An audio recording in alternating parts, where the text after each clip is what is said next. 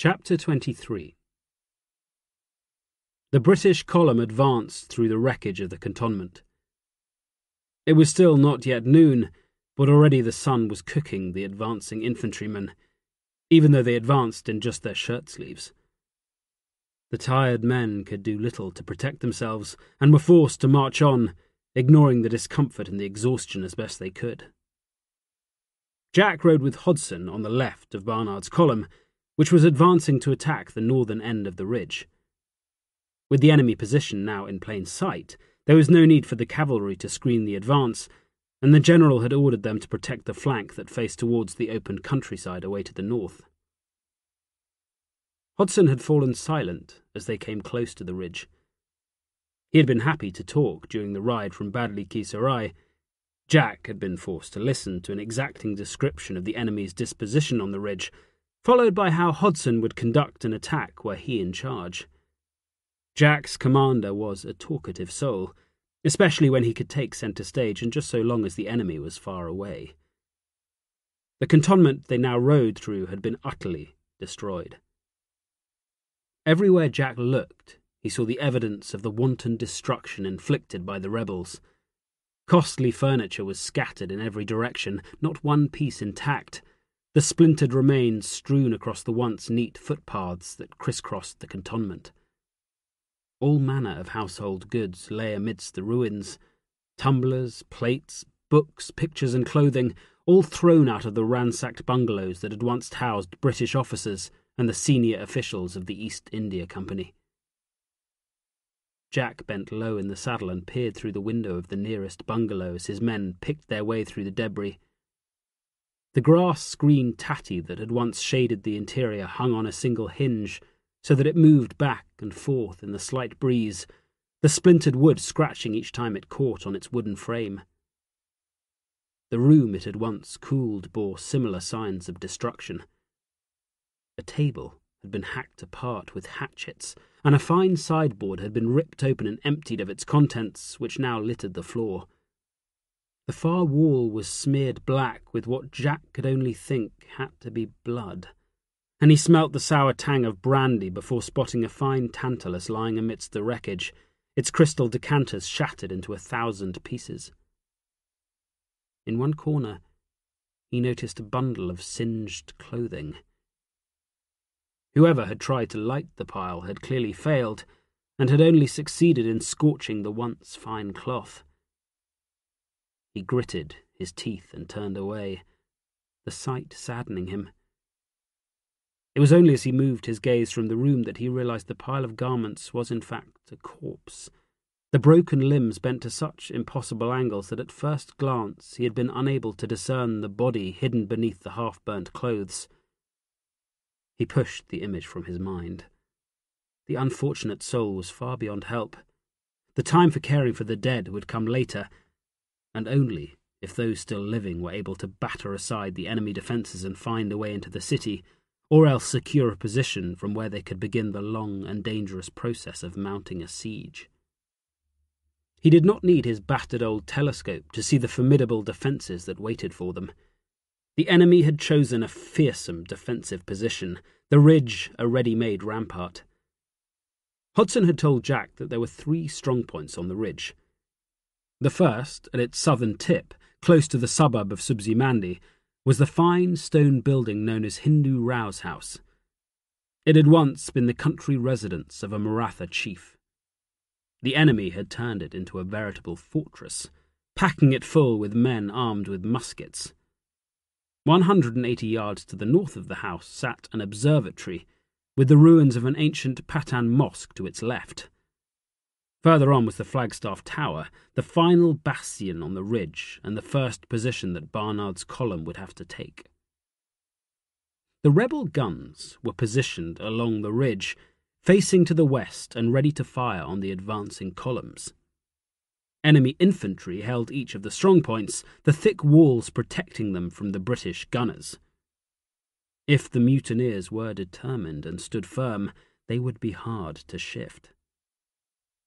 For the first time, Jack began to have a nagging doubt in the pit of his stomach. The British were heavily outnumbered and outgunned. Even if they were successful in forcing their way onto the ridge, they would still have to face another fight if they were to take the city. He looked at the pitifully small column. With half his men gone with Brigadier Wilson, Barnard was left with just 2 battalions and 1 wing that comprised Graves's brigade. The sharp call of the bugles forced the doubts from his mind. Barnard was beginning the attack, and the first of his infantry battalions were redeploying from the marching column into line as they prepared to advance on the enemy position. The rebel gunners had waited for this moment. A battery of 6 guns was lined up to the side of the Flagstaff Tower. As Barnard's column approached, the enemy opened fire. "Form skirmish line!" Jack watched in approval as the leading regiment, the 60th Rifles, broke ranks and moved into the looser formation. With wider spacings between the files, the riflemen would offer a less tempting target for the rebel gunners. The British soldiers had developed a healthy respect for the mutineers' skills after their display at Badli Ki Sarai. Yet, for the moment, the rebel gunners' skills seemed to have deserted them.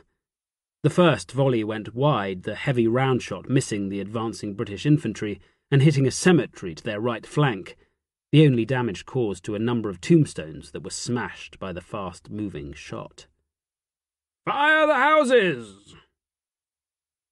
The watching cavalry heard the order given to the men still in the column. Within minutes, huge plumes of flame and smoke billowed into the sky, the dry thatch roofs atop the buildings in the abandoned cantonment catching light with ease. The British were announcing their arrival with fire, the huge burning clouds a warning of the retribution the mutineers faced in the hours and days to come. Hodson stared into the distance, his attention riveted on the line of rebel artillery. He said nothing. Jack had no intention of offering conversation. He too concentrated his attention on the sight of the enemy gunners rushing around their cannon as they raced to reload. They would not be given the chance. Out of the corner of his eye, Jack saw Hodson flinch as their own guns opened fire. As soon as the infantry had deployed, the gunners had hauled their guns into position, and now they matched the enemy barrage with one of their own. This time, the British artillery officers were able to demonstrate a superior skill, their first volley crashing around the ears of the rebel gunners. Jack saw one enemy cannon torn from its carriage, the heavy barrel flung to one side. At least half a dozen gunners were thrown to the ground, the accurate storm of round shot exacting a dreadful toll on the men attempting to turn back the British assault. It was too much for the enemy artillerymen. Even though 5 of their guns still remained whole, they ran, abandoning their post and their comrades ensconced in the tower. "Ah, just as I thought. Those damn pandies won't stand." Hodson turned to face Jack, his eyes glimmering with passion. "Did I not say that they would not stand?" "You were right, sir." Jack was still fighting his dislike for his officer, and he made the admission through gritted teeth. Hodson nodded. "You will find that often to be the case, old fellow." There was no trace of humour or false modesty in the remark. Jack said nothing more. He simply clenched his jaw as the merciless British gunners threw out a second volley, their heavy round shots striking down the fleeing gunners even as they ran for the rear. "That's the way! Pour it on!" Hodson fidgeted in the saddle. "The rest will run, I'd wager. These damn pandies don't have the guts for it. Oh, I wish I could be there. Don't you, Jack?" Jack smiled for the first time. "I'm happy enough here, sir. Let the rifles earn their keep." Hodson appeared pleased by the remark. He leant across and slapped Jack's back, whooping with delight. "Share the glory around. Why, I never expected that of you, Jack. I rather thought you wanted it all for yourself." Jack looked up sharply. Hodson's voice had hardened as he delivered the second remark. Hodson turned away and the two officers sat in silence. Jack watched the ground in front of the British column and saw the dark green uniforms of the 60th Rifles moving steadily towards the Flagstaff Tower, formed into two dispersed ranks. Ahead, the tower was smothered in powder smoke as the defenders opened fire on the men advancing up the slope towards them. Here and there a rifleman was knocked to the ground, but the enemy fire was poorly directed and it was having little effect. The Rifles pressed on without pause, ignoring their few casualties, their non-commissioned officers keeping them moving and closing the gaps in the ranks. Without warning, the rebels took flight. The riflemen were still 50 yards short when Jack spotted the first figures emerge from the tower and flee for the safety of the city. In moments, the few became a crowd, the sepoys who had been ordered to repel the attacking column running before their foe had even begun to fight. The green jackets officers halted the advance. Jack could only applaud their drill as the front rank knelt, the heavy Enfield rifles quickly lifted into position. He was too far away to hear the order, but he saw the puff of powder smoke an instant before the roar of the single volley reached him. At such close range, the rifleman could hardly miss. The nearest rebels were cut down, the bullets fired by the Enfields working a dreadful destruction on the tight mass of running soldiers. The retreat turned into a rout. The Rifles did not waste time reloading, and they pressed on, the loud shouts of encouragement coming from their officers propelling them forward. As they reached the tower, the leading companies turned to the right and began to advance down the ridge, heading towards the southern extremity, where the sounds of gunfire told everyone watching that Wilson's column was making an attack of its own. The rearmost company of the riflemen took control of the tower, establishing the first British foothold on the ridge. Already the British guns were limbering up, their work, for the moment at least, completed. Ahead of the riflemen, the enemy were in full retreat, abandoning the observatory and the remains of the Patan Mosque without a fight. Jack shook his head. Had the roles been reversed, he was certain the British regiments would have held the ridge, the strength of the defensive position such that even a small force could hold off a much larger attacking army. The British should have been made to pay a high price for taking the ridge. Instead, they were being given it for nearly nothing. For the first time, Jack began to suspect that Hodson might well be correct. Nothing he had seen demonstrated that the rebels had any desire to go toe-to-toe with their former masters. Yet it went against everything he knew of the men he had once fought alongside. He had seen the native soldiers stand and battle against impossible odds, holding on and carrying on the fight long after the chance of victory had been lost. Hodson, and the many others like him, would have declared that the difference was the absence of their British officers, that, without their former leaders, the sepoys were no longer an effective fighting force. But Jack could not believe it was that simple. He knew what it was to be an ordinary soldier. He understood better than most that the men, including the proudest British redcoats, fought more for their mates than for even the finest officer. The native infantry were no different. The enemy possessed bravery, determination and pride equal to that of their British counterparts. No matter what had happened that day, he did not believe they would surrender the city so easily. Hodson flicked his head around, his expression deadpan even in the face of victory. "Come, let us see what awaits us." He rode off without waiting to see if Jack would obey. Jack sighed and followed him towards the cheers of victory. The leading elements of Barnard's column had sighted the approach of the 75th, who led Brigadier Wilson's half of the small army. Now the two columns would rejoin. The enemy had been driven back behind the walls of the city, and the British now possessed the best defensive terrain from which to launch their assault on Delhi. The ridge was theirs. Chapter 24. Jack and Hodson stood side by side and stared into the abandoned cart. They had been on their way to find General Barnard when they had spotted the flies swarming over the vehicles. The insects had risen up in one dense cloud as the two officers approached. Jack could not recall ever seeing so many in one place. They were like a single monstrous beast, that one made up from 1,000 moving and living parts. The flies had hidden the bodies of 4 men. There was little left on the remains to identify them. Bare skeletons and tattered uniforms, the only things left. All trace of flesh was gone. Yet the regimental buttons still gleamed, the pride of the fallen officers' battalions visible, even though everything of the men they once were had been consumed.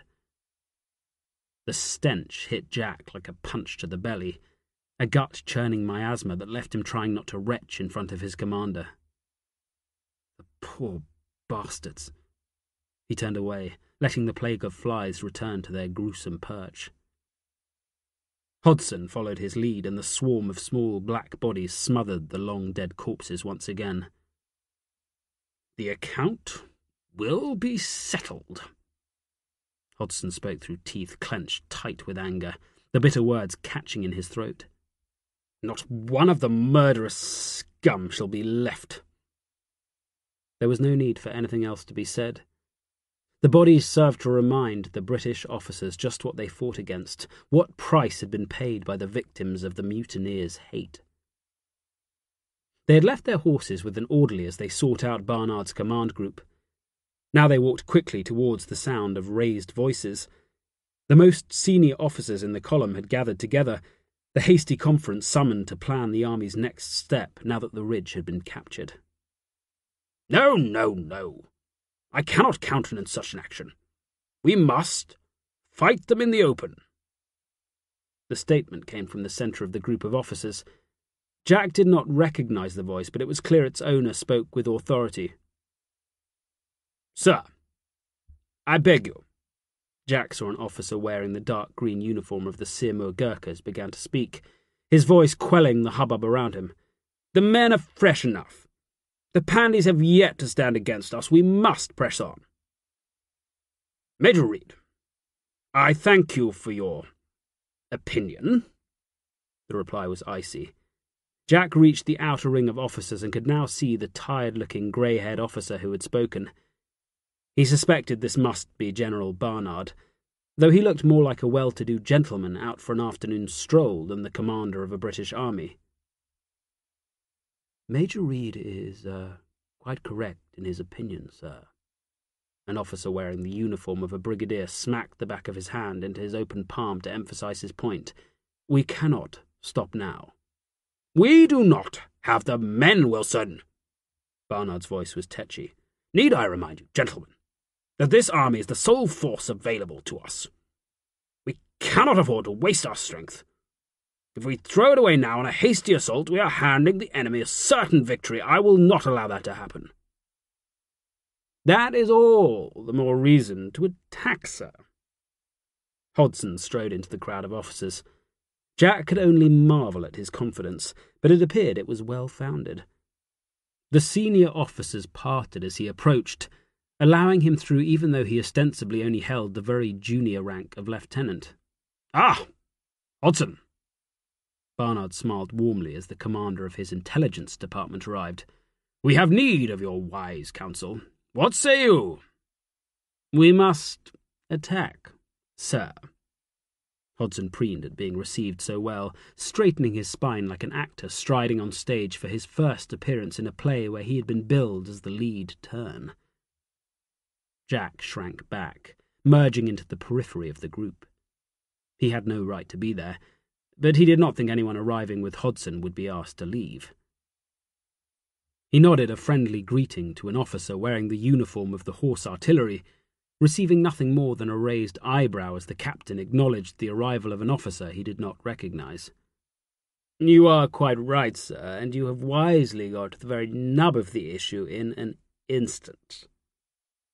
Hodson's oiled tones silenced the group. Jack noticed he was quick to praise the general, even when offering a contrary opinion. "We cannot expect reinforcements for some time, so we must fight with what we have here and now. We cannot sit back and wait, For whilst we shall be starved of fresh manpower, the Pandys can expect to receive new men by the day. If we delay, we shall inevitably weaken, whereas the enemy's strength is bound to grow." Major Reed took a pace forward.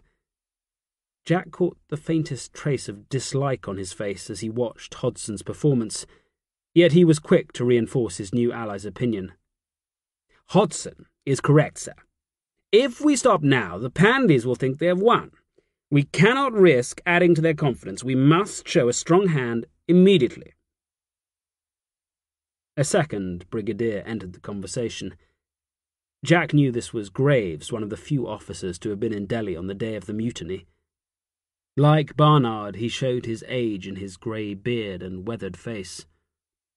"You speak well, Major Reed, as indeed do you, Hodson. But I ask you both this. If we succeed and take the city, though I'm not of the opinion that this is a realistic possibility, can we hold? We cannot hope to slaughter the entire enemy force. If we drive them from the city, we do not possess the means to pursue them. We will suffer grievously in any assault, and this would leave us without the strength to hold what we might win." Hodson scowled. "If we delay, then we commit ourselves to a siege. We cannot hope to surround the city. The enemy will have free access to reinforcements and supplies, so we cannot hope to starve them out. We will be marooned here on this blasted ridge without hope of victory, with that fool of an emperor believing he has us at his mercy." He spoke with obvious passion. His speech quietened the other officers, and a sombre silence fell over them all. General Barnard stared at the ground. His officers might argue and discuss the merits of each course of action, yet the decision was his, and his alone. Jack could sense the weight of responsibility on the man's shoulders. It was an enormous burden, the lives of thousands of men resting on the next sentence he uttered. The silence stretched out. Twice Jack saw Hodson open his mouth to carry on the argument for an instant attack, but good sense prevailed and he remained quiet. After what seemed like several minutes, Barnard raised his eyes and looked at each officer in turn. Jack did his best to meet the general's stare, fixing his face into a suitably grave expression. "The men have fought hard this day, and won us 2 great victories." Barnard's voice was gruff. "We cannot ask them to fight for a third time. We must be cautious. Too much depends on this endeavour for us to gamble everything on a single, rash escapade." He coughed once, then again, his hand lifting to cover his mouth. He cleared his throat noisily before he spoke again. "We dig in here. We shall establish a defensive position and assess our options. This is a temporary reprieve, gentlemen, nothing more." Barnard looked at Reed, Wilson, and Hodson as he gave his orders. "But we can still look to a quick resolution to this siege. But for today, the men have done enough." The general had come to his decision. There would be no assault on the city that day. It was time to take stock and to let the men recover their strength. The Delhi field force would rest on what it had won.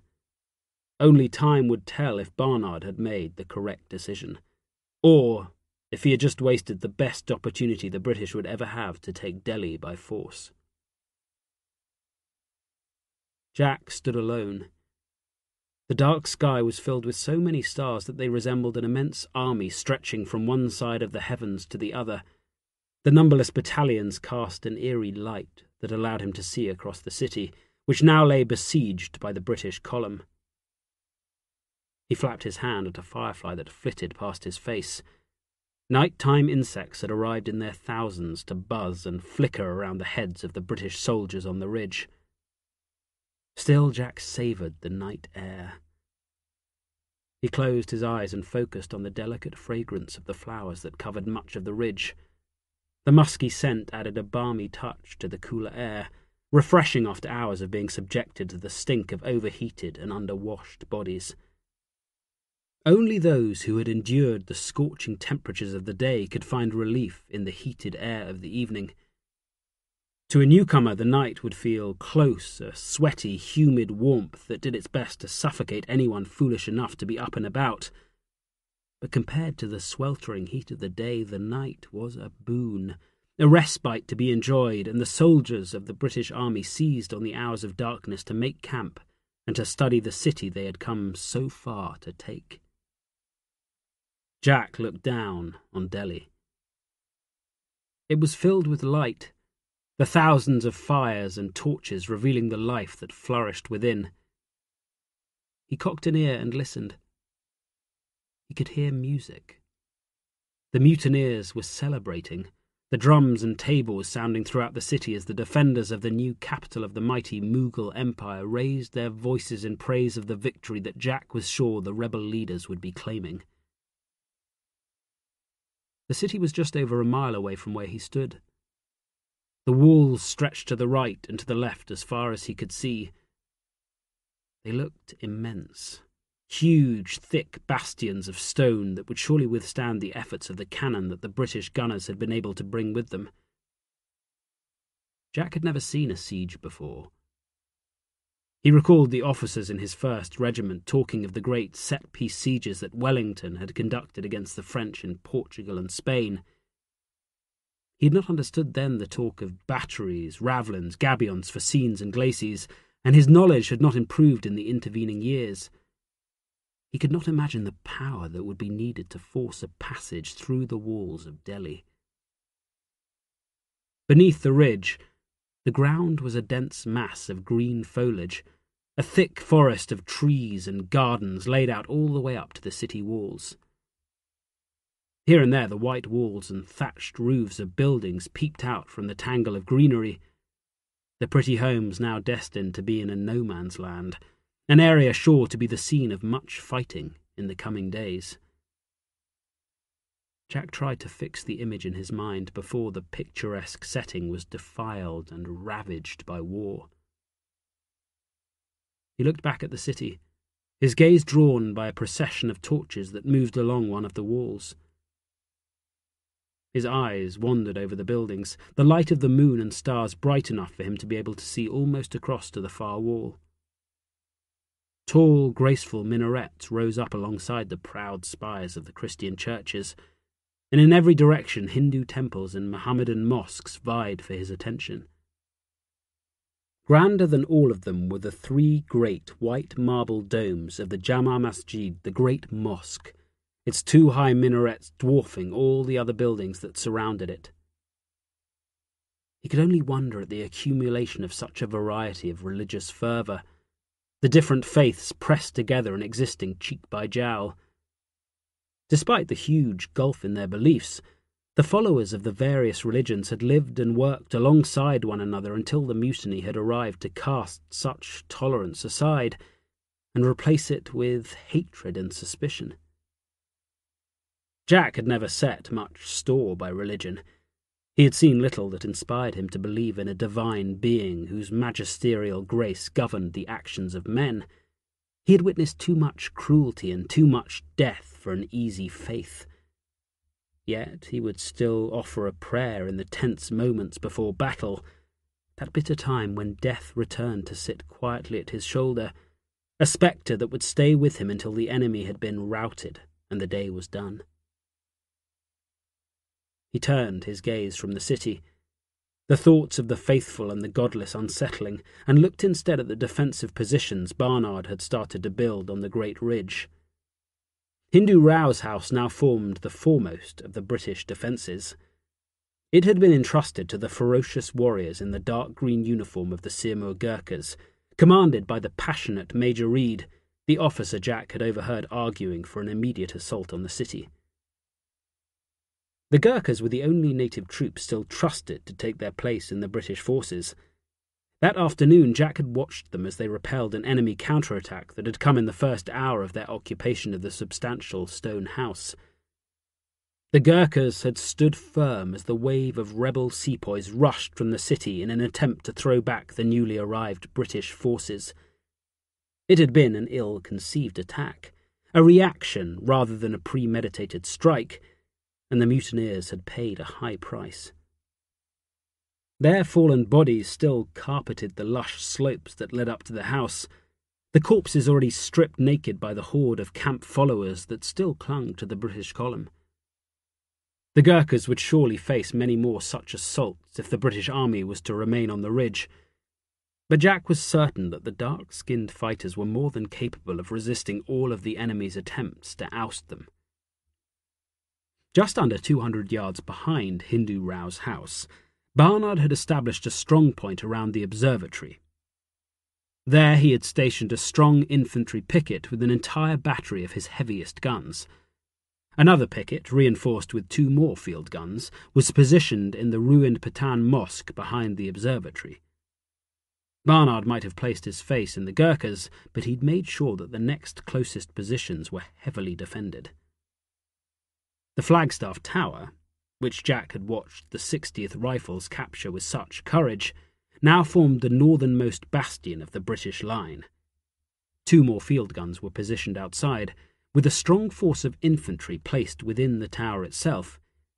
If the enemy decided to try to flank the British line, then the troops and guns in the Flagstaff Tower would be ready to fight them off.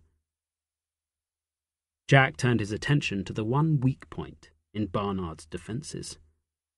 The walls, buildings and bazaars of Subzi Mandi pressed close to the southern tip of the ridge. They offered perfect cover for the enemy, allowing any attack to be sheltered from the fire coming down from the ridge. Barnard was well aware of the threat and had positioned a strong force on a low hillock that could dominate an approach from Subzi Mandi.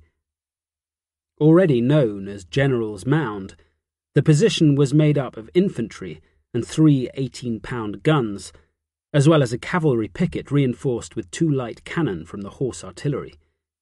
If the enemy tried to attack the ridge from this quarter, they would be made to fight hard for any ground they attempted to capture. Any troops not on duty in the pickets would find themselves in the camp that had been set up in the ruins of the British cantonment beyond the uppermost reaches of the ridge, some 2.5 miles from the city. With so few troops available, Barnard would be forced to keep most of his men on duty, allowing only for brief rest periods in the encampment. It was here that Jack thought the general had made his one mistake. The order to fire the cantonments during the initial advance had sent a fine warning to the waiting sepoys, but it had also denied the British troops the use of the airy, well-made barracks and houses. Instead, they were forced to shelter under canvas, a miserable, sweltering existence during the scorching daylight hours. It was a minor error, committed in the heat of the attack, yet it was already felt keenly by every soldier under Barnard's command. Jack turned and looked back at the magnificent city. He knew the British commanders would claim that Delhi was now besieged, that the crucial first steps in its relief and subsequent recapture had been taken. But he had only to look at the pitifully small British force to wonder at the sanity of such a judgment. It was like a tiny fly settling on a lion's flank, then declaring that it had bested the king of beasts. The British soldiers had achieved much and had proven themselves capable of defeating even superior numbers of the enemy, but Jack did not know how far such courage could stretch. He wondered if they would ever find themselves inside the city walls, how much fighting it would take to force a way through such immense defences. Despite the heat, he shivered, a foretaste of the struggle to come settling deep in his gut. Chapter 25. The shelling began at first light. The mutineers had positioned their guns in the heavy bastions that dominated the approaches to the city, and now these guns opened fire on the British lines. The first shells smashed into the ridge. Most buried themselves deep, the power of the explosions sending up great fountains of earth.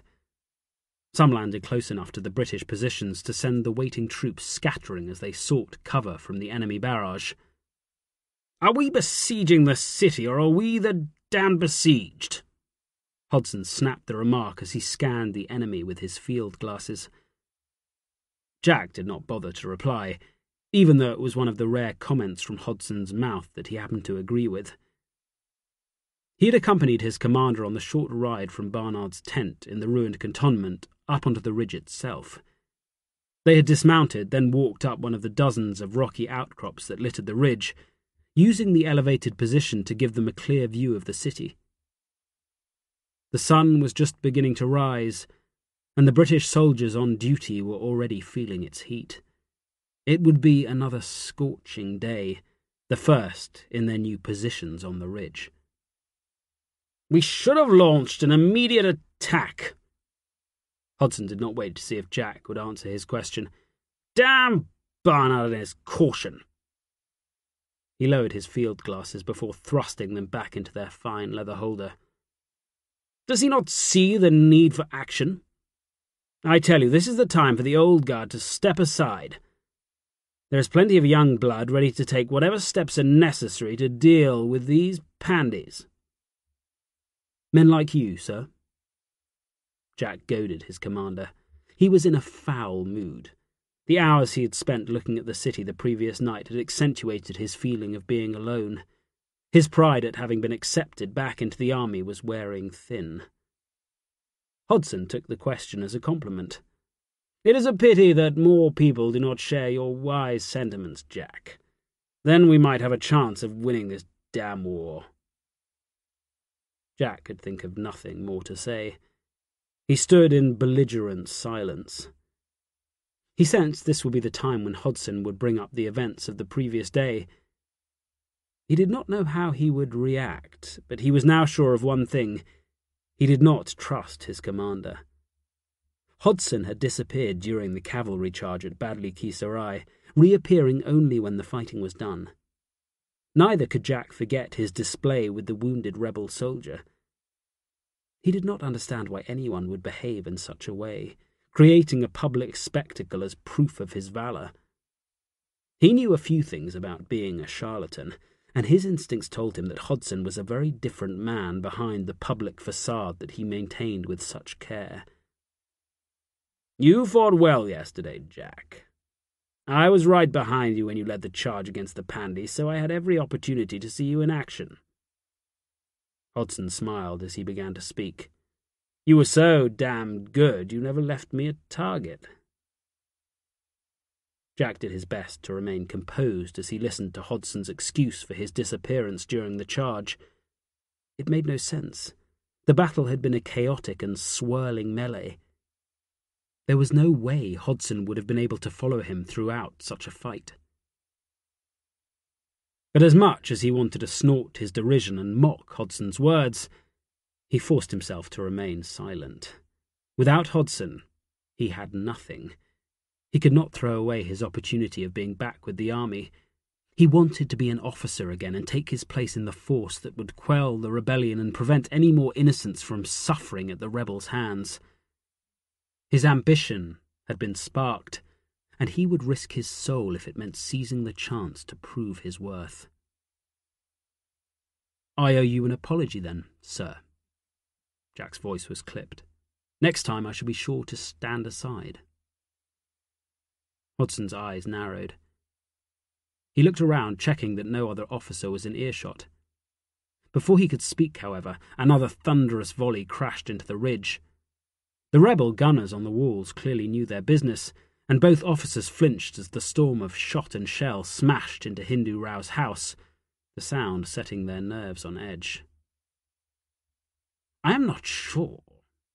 I like your tone, Jack. I have a notion that you think you are a better man than I, that your ability as a soldier somehow outshines my own." Hodson spoke in a hoarse, sharp whisper. His pale blue eyes bored into Jack's. "I will not tolerate any insubordination. You understand me?" Jack bit his tongue. "Yes, sir, I understand." "You had better." Hodson's scowl deepened. "I may need you for the moment, but that will not always be the case. Even now men are flocking to my banner. I hear there are 300 already gathered to join my regiment, and they shall be with us shortly. If you wish to retain your place at my side, I would suggest that you learn to show the correct degree of deference." It was all Jack could do to hold back his building anger. He was starting to recognize the manner of the man he had pledged himself to. Hodson would not stand any slur on his character. To him, image was paramount. Anything that was prejudicial to his good name would be ruthlessly stamped out. He was saved from giving a reply by another barrage of cannon fire. The rebel gunners had begun the process of ejecting the British column from their position outside their city. The besieged were fighting back. Hodson flashed Jack a final, angry stare before he turned to face back towards the cantonment. "Ah! Now you will see how well I am regarded." Jack's attention was caught by a commotion below the ridge. A very welcome column of reinforcements had just arrived. He recognized the uniform at once. It had a similar baggy, drab-coloured smock to the one he wore himself, but in place of the scarlet sash and pagdi of Hodson's horse, the cavalrymen wore indigo turbans whilst the infantry wore khaki. He knew that these were the famous corps of guides that Hodson had once commanded. They enjoyed a fine reputation as hard fighters. They would not accept a fool lightly, and he was immediately curious to see if Hodson's claim would prove to be well-founded. Hodson was clearly delighted to see his former command. He bounded back to his horse before leaping into the saddle and racing down the ridge towards the newly arrived column. Jack followed at a more dignified pace. He was intrigued to see just how the guides greeted their commander. He would watch their reaction closely to see if he could discern any trace of the same opinion he had formed. The leading ranks of cavalry spotted Hodson galloping down to the ridge. To Jack's astonishment, they immediately let loose an enormous cheer and raced towards their former commander. Their excitement was infectious, their shouts of delight summoning still more riders to join them as they thronged around him. Tall, proud Afghans shouted with joy as they reached out to touch him, their faces streaming with tears. Others dismounted and lay face down on the ground, prostrating themselves in the dust before the hooves of Hodson's horse. Jack had never seen anything like the reception given to this man whose courage he doubted. Judging by the faces of the officers and soldiers drawn to the commotion, he was not alone. The guide's adulation grew even more frantic, and Hodson was swamped, his hand pumped by a succession of men shouting his name. Jack could only sit and watch in wonder. "Jack." He forgot Hodson in an instant. The feelings of loneliness disappeared in the span of a single heartbeat. The corps of guides had arrived at Alipur in time to escort the baggage train to the Delhi Ridge, and they had brought armourer with them. "When will there be an assault?" "I don't know. We should have launched one the moment we got here. Now, who knows?" Jack answered Armourer's question with a smile on his face. He had requisitioned a tent from the pile that had arrived with the baggage train. The corporal in charge so busy that he was happy to accept even Jack's scruffy signature on a receipt. They had found a quiet corner near a burnt-out bungalow that was largely screened from the rest of the camp, a modicum of privacy that few would be lucky to find in the growing encampment. They now sat outside their makeshift home, enjoying a rare moment's peace. "Your generals are cautious old men. They are not bold." Armourer was critical, her nose wrinkling at the British commander's lack of gumption. "They believe they cannot afford to take the risk." Jack shook his head. In his mind it had been a dreadful decision. The mutineers had kept up a heavy barrage since first light. The city was packed with men and guns, and it maintained an open line of communication to the countryside to the east. That afternoon the British had heard the fanfare as more rebellious sepoys had marched in, reinforcing the already vast number of enemy soldiers. The men holding the city would not lack any of the resources they would need to withstand the presence of the British. Hodson's damning question echoed in Jack's mind. The British were as much besieged as the mutineers in the city. How such a siege would end was anyone's guess, but he was certain they had missed the best opportunity to strike. He could only hope Barnard would see sense and order a quick assault rather than settle down to a lengthy and uncertain period of occupation. "They are like mice." Armourer shook her head at the folly of the British generals. "You should have told them." "Me?" Jack laughed at the notion. "I'm not so sure they would listen to me." "But you cannot delay." For the first time he heard the desperation in her voice. He understood her concern. "We'll attack as soon as we can. Even an old woman like Barnard will see that. We will get to your mother soon." "If she still lives?" "Yes, if she still lives." Jack would not sugarcoat his words. Armourer's mother was a Christian and had been married to a Farangi. It would make her an obvious target for the mob.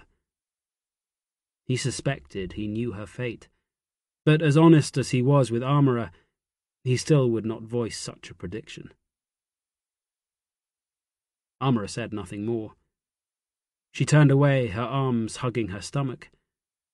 She did not cry, she did not wail against her fate or berate him for the lack of action. Her emotions remained contained, held in place by the hard outer shell that she had built around herself. "Sahib!" One of Hodson's men ran towards them, calling for Jack's attention. "Come quick, Sahib! We are called for! The enemy are attacking!" Jack rose quickly to his feet, reaching instinctively for his weapons. The British might claim to have the city under siege, but it appeared someone had forgotten to inform the mutineers. Jack stood over the boy's body. The young officer could not have been much more than 19 or perhaps 20 years old. Jack did not know his name. He had glimpsed him once during the latest attack by the rebel soldiers, but it had been no more than a fleeting glimpse in the melee. The fight had been mercifully short. A battalion-strength group of rebel sepoys had worked their way around the flank of Subzi Mandi, launching an attack on the ridge to the west of Hindu Rao's house. The newly arrived guides had been the closest body of formed men, and despite only having been with the army for just under 2 hours, they had been ordered to repel the attack. Hodson's horse had ridden as support, but they had quickly become engaged themselves. The fight had descended into a chaotic scrimmage, with the rebels attempting to find a way through the British cavalry that had descended upon them. "Steady there, old fellow. Lie easy." Hodson crouched at the young officer's side. The two men plainly knew each other. The boy gave his friend a thin-lipped smile, his face waxy and grey, his eyes screwed tight against the agony. Jack ran his eyes over the wounded man. His blonde hair was tousled and slick with sweat, the curls and ruffles pressed flat against his skull. His khaki field jacket was relatively clean, but the lower half of his body was sheeted with blood. His groin was a mess. Flies swarmed over the pulsating flesh, feasting on the gore as the young man bled out his life, his fellow officers looking on. "I say, it does hurt so." The boy grimaced. His thin body shuddered and his bony hands balled into fists, a final gesture of resistance against the wounds that would surely kill him in a matter of minutes. "I know it hurts, but it won't be for long, Batty, old fellow. Lie still now. The surgeon is on his way. He'll soon have you sorted." Hodson gave the lie easily, his tone jocular as if the dying boy was making a fuss over nothing more serious than a split lip. Jack grunted, sickened to the pit of his stomach. It earned him a glare from Hodson, who reached forward to take his friend's hand. "You fought like a damn Trojan." He trotted out the same line he had said to Jack after the fight at Badli Ki Sarai. "Your family will be proud." Batty lapped up the praise. Will you tell them I fought well?" His voice was failing, the words coming out in little more than a whisper. "You can tell them yourself." I shall not stand accused of stealing your thunder." There was no conviction in Hodson's reply, even his hopeful tone fading as the young officer slipped away. Batty gave a shudder. The movement sent another surge of blood from his dreadful wound. The ground around him was already smothered. With an effort he pulled himself up and grabbed at Hodson, his bloodied hands leaving stains all over his commander's pale uniform jacket. "You will tell them. You must." The effort of holding himself up was too much, and he slumped back, his head lolling to one side. He fixed Hodson with a final stare, his eyes glazed, the life leaking out of them as quickly as the blood flowed out of his body. He tried to speak one last time, the words barely more than a whisper. "Dulce et decorum est, pro patria mori." Then he gave a final gentle sigh and died. Jack walked away. He had watched men die before, many no older than Batty, yet the young officer's death seemed so pointless. He had died in a skirmish that no one would remember, a tawdry affair that had achieved little for either side. Jack could only wonder how many more men would be asked to give their lives while their generals pondered on what their next move should be. Chapter 26. God will deliver us victory. We shall no longer tolerate the poor benighted heathen. The Reverend John Rotten paused, letting his eyes settle on every man who stood before him. He was clearly warming to his task. The chaplain to the men on the ridge spoke softly, yet every word carried the weight and authority only a man of the church could convey. He looked around at his audience, his face straining with the passion of his delivery. He spoke as if he were in the great pulpit in the cathedral at Canterbury, rather than on a cracked and splintered ammunition crate in a sun-bleached outpost of the British Empire. God is jealous, and the Lord revengeth and is furious. The Lord will take vengeance on his adversaries, and he reserveth his wrath for his enemies. Jack stood at the back of the press of officers. He paid little attention to the fire and brimstone sermon. He felt no need to know that there was some grand design to his purpose. He was no crusader. He was a soldier, a redcoat. He would do as he was ordered. Delhi stands before us like a modern-day Nineveh. Woe to the bloody city! It is full of lies and robbery, the prey departeth not. Jack looked around the group of officers who had arrived to enjoy the impromptu service. He was beginning to recognize many of them. Brigadier Wilson was there, his thin grey face staring intently at the clergyman, his hands clasped firmly across his stomach as if already at prayer. Barnard stood with him, the two most senior officers setting the example to their subordinates. Brigadier Grant, who had commanded the cavalry at Badli Ki Sarai, looked as bored as Jack felt, but he was doing well to hide it from Brigadier Showers, the officer who had led the 75th in the same battle, and who now stood at Grant's shoulder, clearly hanging on Rotten's every word. The Lord is slow to anger and great in power, and will not at all acquit the wicked. The Lord hath his way in the whirlwind and in the storm, and the clouds are the dust of his feet. This day you shall be his righteous whirlwind, and the storm shall be brought down on the heads of the faithless heathen. Jack scanned the other officers.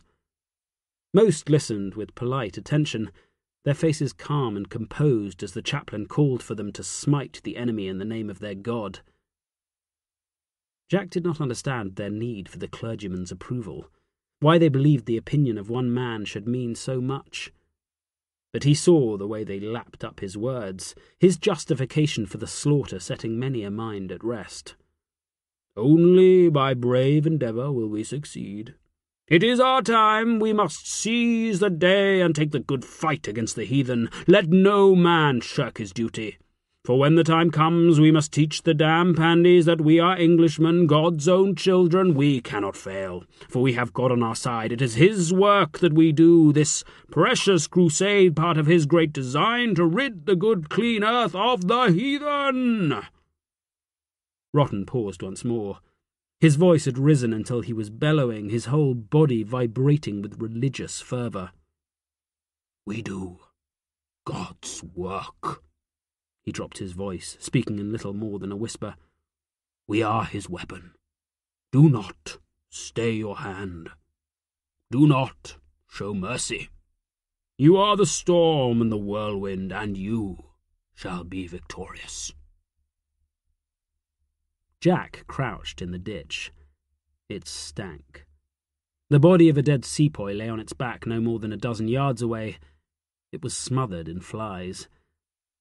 They crawled on the putrid remains of the man's staring eyes and wandered in and out of the open mouth that was still fixed in a dying scream. The stomach was swollen with noxious gases, the flesh stretched and bulbous. It was a hideous sight, but no worse than the hundreds of other bodies that carpeted the slopes leading to the ridge. The siege was only a few days old, but already the lush greenery was giving way to the foulest horrors of hell. "All clear." He turned and whispered the message. His right hand gripped the heavy handle of his revolver, ready to fire. He heard the scrabble of boots as the rest of the small party approached. He grimaced. If Hodson hoped his reconnaissance would be silent, then he was a fool. General Barnard had ordered the scouting party to assess the feasibility of a quick assault. As Hodson was a keen proponent of the need to attack, as well as being the general's trusted adviser, he had been tasked with leading the endeavour. He had brought with him 3 officers of engineers, Lieutenants Grethard, Mounsell and Chesney, and 1 reluctant officer from his own command. It had been a busy day, the British lines a hive of activity as the men of Barnard's command adapted to their new life on the ridge. It had also been a bloody one. The men of the Delhi Field Force had endured the daylight hours under constant fire, and the mutineers had displayed a high level of skill. Even Hodson, never one to praise the rebels, observed that the enemy gunners were splendid artillerymen, often beating the British gunners in accuracy of fire. In their defence, the British artillerymen were hopelessly outgunned. The lines of heavy cannon in the bastions were of a much heavier calibre, and even the siege guns that the British had at their disposal could do very little damage to the massive walls and buttresses that protected the city. They did their best, throwing dozens of shells high over the walls and into the city itself, but despite their efforts, the officers on the ridge could still see vast numbers of spectators on the flat roofs of the nearby houses. Every viewpoint swarmed with citizens eager to watch the display of pyrotechnics, and Hodson had been convinced he had even seen members of the royal family joining the crowds. "Good work, Jack. Goodness gracious me, what is that foul stench?" Jack nodded towards the corpse. "That poor bastard." Hodson sniffed, his moustache twitching with distaste as he was forced to breathe the noxious air. "God rot him, I say." He turned and scowled at the men making a noisy approach behind him. "Must you be so damnably noisy, Grethard? You really are the limit." The florid and flushed face of Lieutenant Wilberforce Grethard appeared at Hodson's shoulder. "Sorry, old man. It's damned hard going." "This is a farce." The upper-class drawl of another of Hodson's companions offered its own opinion. "We should turn back." "Don't be a damn fool, Mounsell. We've come this far. But you are right. I've had my fill of sneaking around." Hodson took a moment to lift his solar topi and mop his face with a sodden handkerchief before he stood, stretching his back and throwing his arms wide as he forced the kinks from his spine. 4 pale faces looked up at him from the ditch. "Have you gone mad, Hodson?" The fifth man in the party, Lieutenant Chesney, stared at the officer who chose to stand up in full view of the city walls no more than 400 yards away. "The pandies will be sleeping. They won't see us. Besides, I've had enough of crawling around. I'm a British officer, not a damn Frenchie."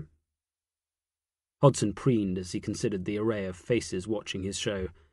"Do stand up, Jack. There's a good fellow." Jack considered the politely worded request. He knew it was tantamount to an order. Commanding officers did not make suggestions to their subalterns, but it was not one he was keen to obey. The party of 5 officers had left the British lines just after midnight. The moon was on the wane, but there was still enough light to see where they were going. It had not taken them long to scramble down the face of the ridge. From there they had crawled on hands and knees, using a series of drainage ditches to make their way towards the Kabul gate. "Now, Jack." Hodson repeated the summons. There was nothing else for it. Jack pushed himself up, grunting as the movement jarred his back. The pit of his spine was aching after so long bent double, and his free hand crept instinctively to try to ease the pain in the knotted muscles. With a great deal of fuss and commotion, the 3 engineer officers joined them. "There. Now we can see what we're about." Hodson seemed pleased to have inspired his fellow officers to join him. "Let us proceed yonder." Without a backward glance, he strolled towards the nearest gatehouse, looking for all the world as if he were on a pleasant walk, and not a mere few hundred yards away from tens of thousands of mutinous sepoys who had sworn to kill every white man, woman, and child they could find. Jack followed, feeling foolish. He pushed the revolver back into its holster, the heavy weapon suddenly out of place. The sound of their footsteps seemed to echo around them, each loud enough to summon even the laziest sentry. He watched the walls, searching for the shine of a face looking in their direction. His nerves stretched tight as he waited for the inevitable call of alarm and the spurt of musket fire that would surely follow. "I'm glad the moon is up," Lieutenant Grethard voiced his opinion, careless of the noise as his boot scuffed a large rock, which skittered away to crack against a nearby boulder. "It allows us to see what we're about." Jack grimaced at the fat-headed comment. He could scarcely credit what they were doing. Yet still he walked on, despite the foolhardy nature of their leisurely stroll, unable to tear himself apart from the group. "Do keep up, Jack." Jack had started to lag behind the rest of the officers as he kept up his scrutiny of the walls. "We shall be there in a moment." Hodson paused, taking a moment to wipe his face again with his handkerchief. "Yes, there you have it." He could not hide his triumph. "Upon my soul, did I not say that the damn pandies wouldn't be ready?" "What a stroke of luck!" exclaimed Mounsell as he saw what had so pleased Hodson. "The lazy blight has ever yet to brick the damn gateway. Why, we could be there in a heartbeat." Jack walked past the group of officers who now stood in a line facing the closest gateway. He could just make out the timbers of the gates themselves. The thin light of the moon glinted off the array of heavy metal studs that protected them against an attack by elephants, the favoured way of forcing entrance into an enemy fortress before gunpowder had arrived to make such defences a thing of the past. "We could bring the powder up through these ditches." Lieutenant Chesney began to prowl around, pointing out the path his men could take. He was talking more loudly now, his excitement taking hold. "We wouldn't need much to blow the damn gates. Why, 6 men could do it." He turned on his heel, looking back the way they had come. "The assault troops could get within, He paused, his eyes narrowing as he measured the distance to the heavy band of vegetation that could be used to screen any attack. "What, 500 yards before they had to break cover?" "More like, 400. Mounsell came to his fellow engineer's side. All thought of danger was left behind as they pondered the puzzle before them. Jack was still scanning the walls. He could see the watchfires dotted along the closest bastion, but he had yet to make out the telltale silhouette of a sentry. He could not understand why. The rebel sepoys would surely have mounted a guard. He could not believe they really were as inept without their British officers as Hodson claimed. "How many men to take the bastion, would you say, Mounsell?" Lieutenant Grethed had walked to join the other two officers. "Full battalion?" More, I'd say." Mounsell held his jaw in his hand as he worked on the problem. "I don't see why we couldn't send a full brigade through here once the damn doors are blown off." He turned and squinted towards the Lahore Gate, the next closest to the ridge. "Why, I do think the damn pandies have yet to prick up the Lahore as well." "You know, I think you might be right." Grethed followed Mounsell's gaze, peering into the gloom to see if his observation was correct. "We could blow them both at the same time. It's a simple enough job to synchronize the detonations. 2 assault columns, 2 points of entry."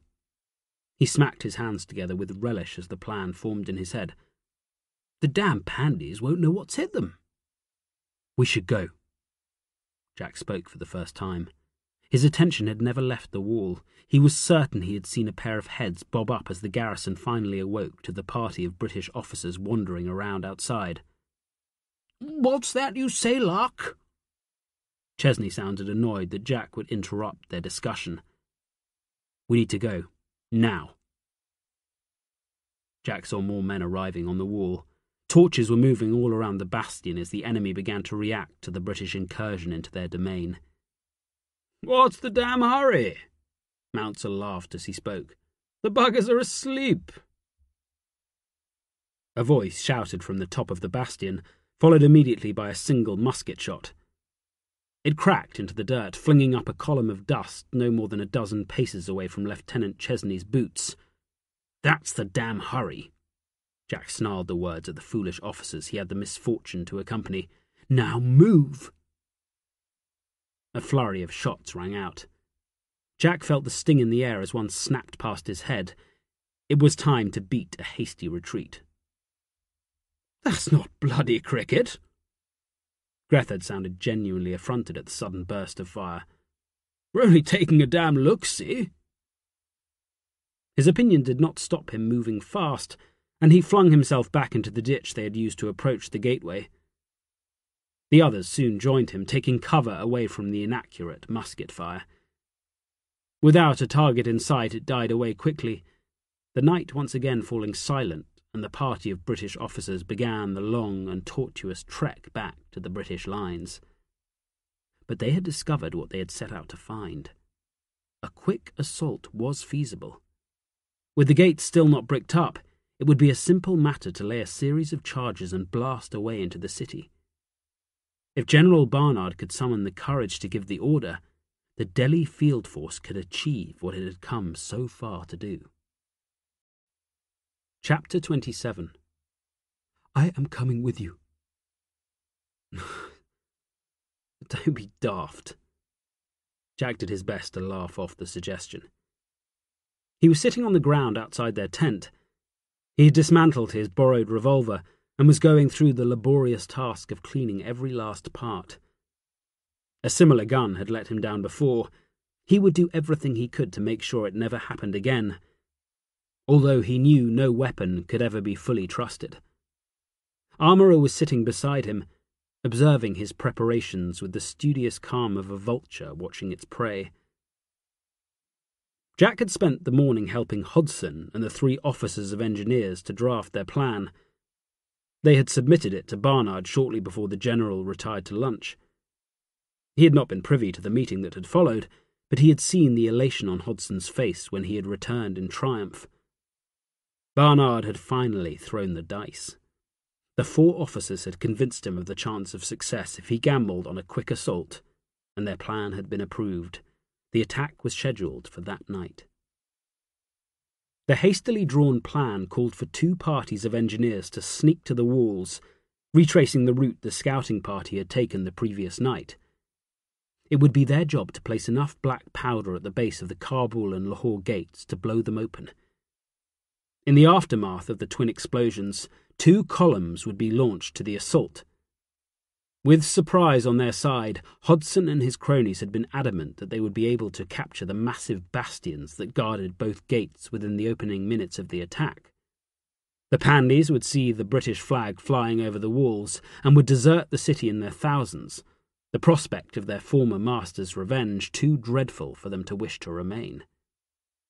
As evidence, the 4 officers had used the victories Barnard and Wilson had already delivered. In every case, an outnumbered British force had been victorious over a much larger number of rebels. The assault on Delhi would be no different. The Pandies would not stand. It was a persuasive argument, and Barnard had given the orders to prepare the assault. An ebullient Hodson had given Jack his own orders. He would be amongst the first to leave the British lines.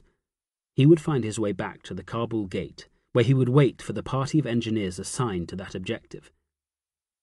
He was to get them to the wall without being spotted and ensure that the precious powder was brought to the proper place and fired at the correct time. It was an important role, but it would also bear the most risk, something that did not seem to concern Armourer. "I'm not being daft. I will come with you. I can help you." She spoke with the certainty of a woman who knew she would get her own way no matter how many protests were raised. "Help me?" Jack was incredulous. "I'll be squatting in a foul ditch doing my best not to puke at the wretched stench of dead bodies. I'm to be a guide, nothing more. I do not need your help, my love." "But you can follow the assault into the city." "Only if I'm feeling especially foolish." "Then I shall come." Jack winced. He played for time, lifting his revolver so he could peer down the barrel, checking it for dirt. "Jack, I am coming. I am going to find my mother, whether you help me or not. If you are going to help me, then all you need to decide is how we go about it." He sighed. "Is there anything I can say that will stop you?" "No." "Then you'd better find something more suitable to wear." He looked at Armourer, hardly able to credit that he was giving her permission to risk her life. "But I make no promise that we will follow the assault column. If the fighting is hard, we won't add our names to the butcher's bill just for the sake of it.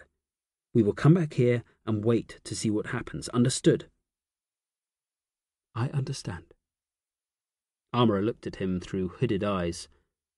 "I shall borrow a uniform from the guides. Some of the men from Nepal are as small as me." Jack shook his head at her folly. Working with Hodson had given him access to the latest information about the situation in Delhi, and it made for grim reading. Civilians from the city and refugees from the surrounding countryside were swelling the ranks of the rebel sepoys. Worse still, ragtag bands of jihadis were arriving in large groups. These religious warriors believed it was their duty to keep the precious city from the grasp of the hated Farangi. Hodson was convinced it would make for a volatile mix in the city, but Jack had little faith in his commander's prediction of tension and dispute between the Muslim jihadis and the mainly Hindu sepoys. "It will be dangerous." He made a final attempt to change her mind. "Dangerous, is it? Is it not dangerous here?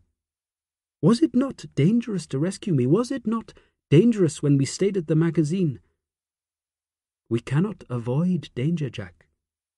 It will find us no matter how hard we may wish it would leave us in peace."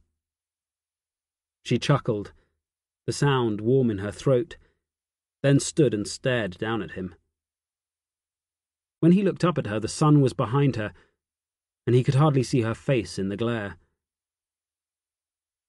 "Are you going to clean that thing all day?" She ducked and entered the tent they shared. Jack heard the rustle of cloth as she made herself comfortable. He placed his revolver carefully on the ground, laying the pieces out in the order that would make its reassembly easier. Then he stood and went to join her. It was midday and the heat was at its stupefying worst. It was a sensible time to shed clothing and pass the afternoon wearing nothing more than bare skin. "Over here!"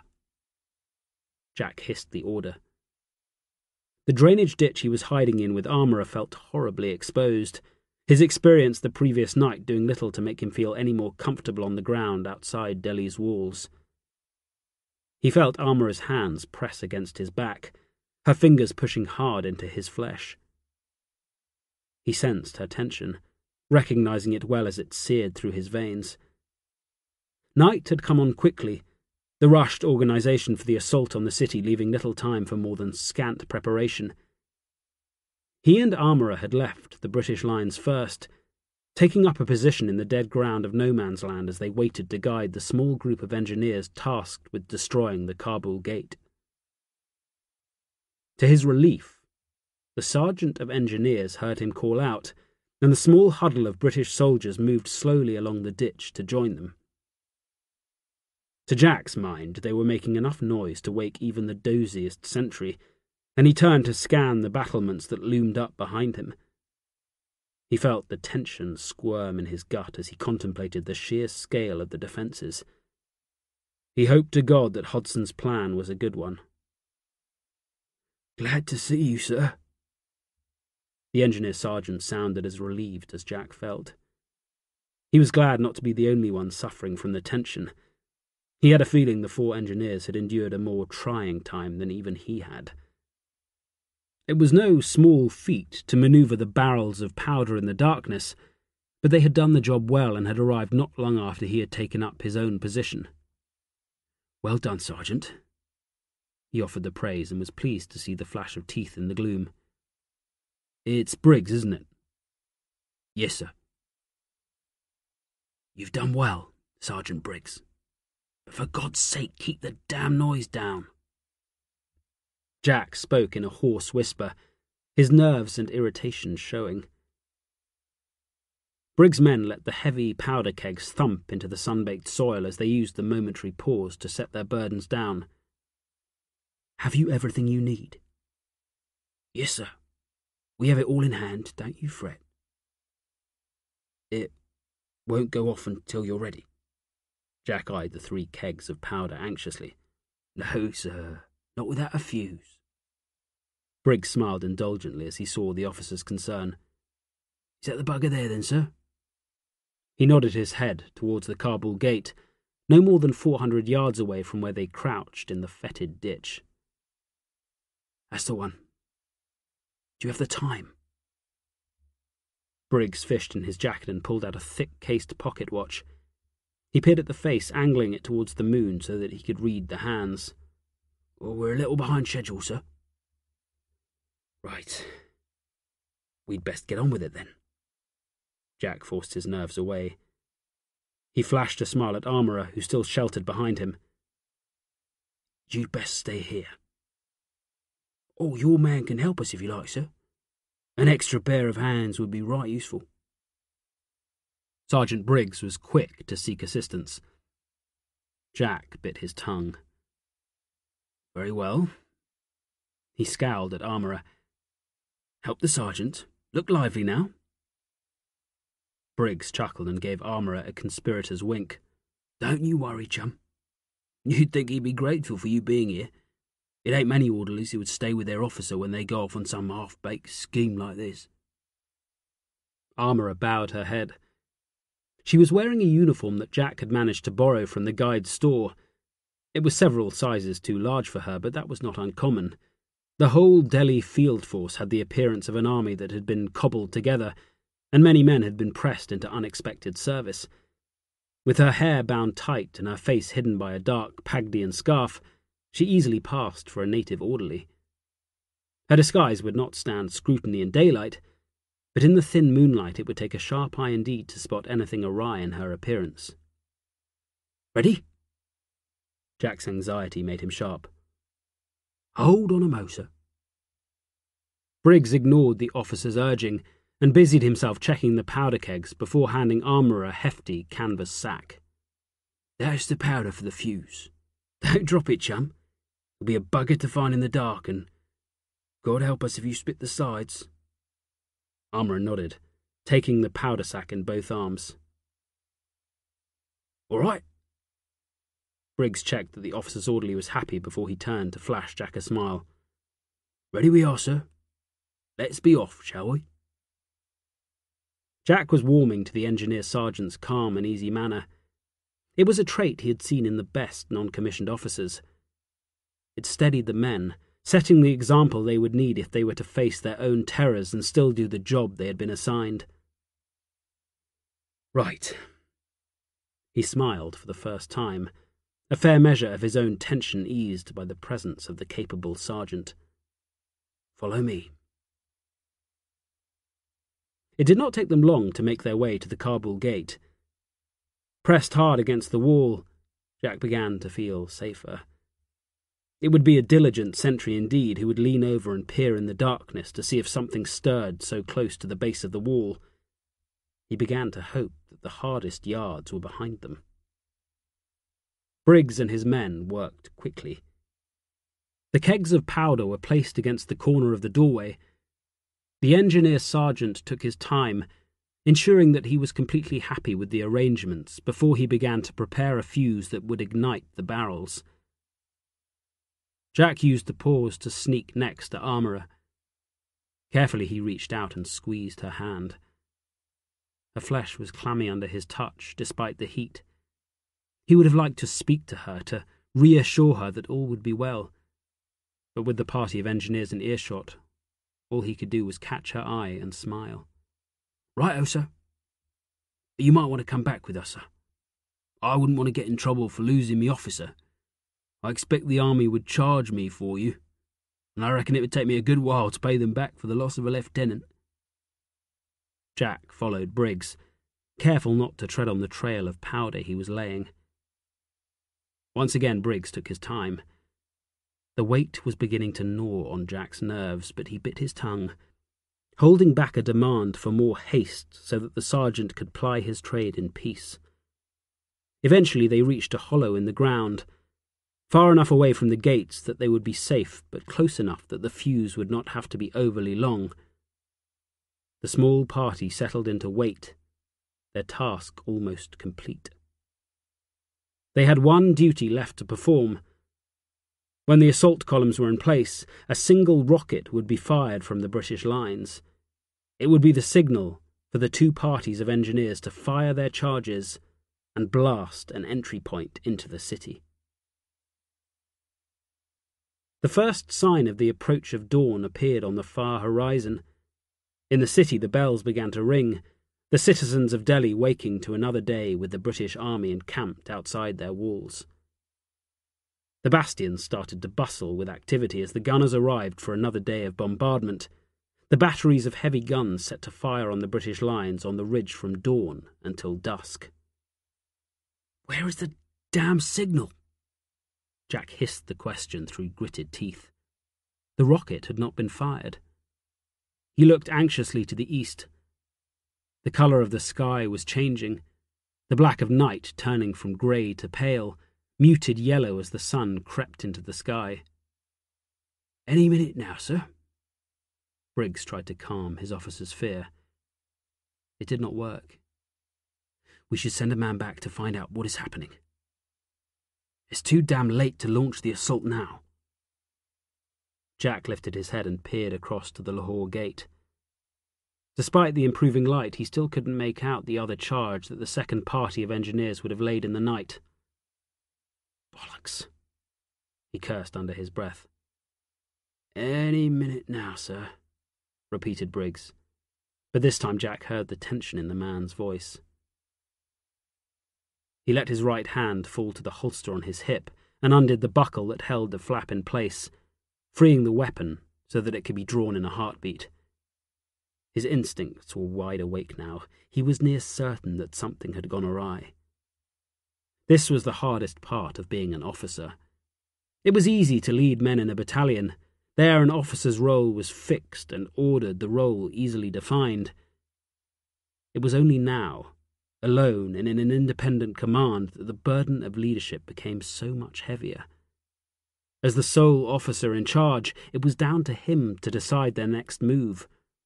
The decision rested on his shoulders and his alone. He glanced at Sergeant Briggs. There was enough light for him to get his first good look at the man's face. To his surprise, Briggs was clean-shaven and looked young for his rank. He'd expected to see the creased and bearded face of a veteran soldier. Instead, he found himself looking at a man who by rights should still be wearing short trousers. "They could still be coming," Briggs offered the opinion. "The assault could have been delayed." Jack gnawed on his lip. He looked back at the ridge. He could see nothing. If it had been cancelled, they would have sent a runner. He was talking aloud, running through his thoughts, trying to force away the doubt. They wouldn't just abandon us here. We'll wait. He turned to see Armourer looking straight at him. The light was improving all the time, and from the expression on her face, he could tell she was becoming more and more agitated. "What's wrong?" He slipped to her side and whispered the question, hiding the conversation with his back. "I have to get into the city." Armourer choked back her emotion. "I have to find my mother." "Well, we can't." Jack's anxiety made him harsh. "Not now." Armourer turned her face away. She stared at the city. "Sir!" One of Briggs's engineers was calling for Jack's attention. His heart fluttered with relief. He scrambled around, looking back the way they had come, expecting to see either a runner or the first sight of the approaching assault column. "Get ready to fire the—" The words died in his throat. He saw nothing. He was confused. He twisted on the spot, his head whipping round so he could glare at the man who had called for his attention, and saw his small command looking the other way. To a man, they were staring at the city, and at the gate they had come to blow to smithereens. A gate that was slowly opening. Chapter 28. Jack's heart hammered in his chest. As one, the men turned to look at him, their faces betraying their alarm as the gate to the enemy fortress opened behind them. "Run!" He snapped the order, the fear flushing through his veins. All his doubts fled in an instant. It was time to get the hell out of there. He grabbed Armourer's hand, careless of revealing the lie. He felt her fingers slide into his own, the cold touch sending a shiver running through him. The engineers did not need to be told twice. They were up and on their feet in an instant, their heavy boots scrabbling for perches on the dusty slope that surrounded the hollow in which they had hidden for so long. Only Jack was armed. The engineers had left their weapons back in the lines, the need to carry the heavy explosives denying them the means to fight back. But the lack of rifles would make them quick, and with Armourer and Jack following, the four engineers burst out from the sheltered ground, their limbs pumping furiously as they broke and ran for the ridge. "Come on, sir!" Sergeant Briggs glanced over his shoulder, urging Jack on. Jack saw the widening of the man's eyes as he noticed his officer clutching the hand of his orderly, but he did not care. He ran, pulling Armourer after him, refusing to let her slow. It was a time to gamble everything on speed and hope to God that the mutineers would be stunned by the sudden and unexpected appearance of a party of British soldiers so close to their defences. The first shouts came from behind them. Jack could not risk turning to look. He ran on, forcing his legs to move faster, thinking of nothing save escape. The volume of noise increased. Men were shouting, the foreign words spewing out at a great rate, the cries of surprise quickly replaced by shouted orders, and the bellowed cheers of men suddenly thrown into a chase. Jack's party were running hard. Ahead they could see the lush greenery that smothered the southeastern flank of the ridge. It would offer them cover, screening them from the view of the rebels and offering them a chance to escape. If they could reach the thick band of vegetation, they should be safe. "Come on!" Jack found the breath to urge the men on. He felt Armourer stumble in his wake, but he hurled her forwards, careless of hurting her. Through the roar of his straining lungs, he heard the drumming of hooves on the hard ground behind him, the vibrations deep in the soil, as if the very earth trembled at the sound. He felt the fear then, its taste sour in his gullet as he realized that they were being chased by rebel cavalry. They were still far short of safety. In the open ground they would be easy targets for any horseman sent after them. His hopes died in a single heartbeat. There would be no escape that day. "Run!" He barked the order even as he turned, his boots scrabbling for purchase. He was pushing Armora onwards before she understood what was happening. Time seemed to slow. He saw the French grey jackets of the 3rd Bengal Light Cavalry racing towards them, the twisted and snarling faces of the riders as they pursued their unexpected quarry. The first light of dawn glinted from the drawn sabres, the dozen or so blades that were now reserved for him alone. "Go!" He threw his weight behind the shove, nearly throwing the girl he had come to love from her feet. Sergeant Briggs turned as he reached the thick band of vegetation, his mouth wide as he called out in warning. But Jack didn't hear the cry. He was already pulling his weapons free. "Jack!" He risked a final glance over his shoulder. Armora was screaming, her face contorted as she shrieked his name. Briggs had run to her side and was pulling her away, his hands tugging at her borrowed uniform. "Run!" He roared his last order. His weapons were heavy in his hands and his eyes stung as the sweat poured into them, the scalding touch focusing his mind. He took a first step forward and then another. His left hand held his revolver, and he levelled it, the barrel held steady. The enemy riders were perilously close. There was no time to aim, and he pulled the trigger as soon as he covered the end of the barrel with the face of the closest horseman. The gun coughed.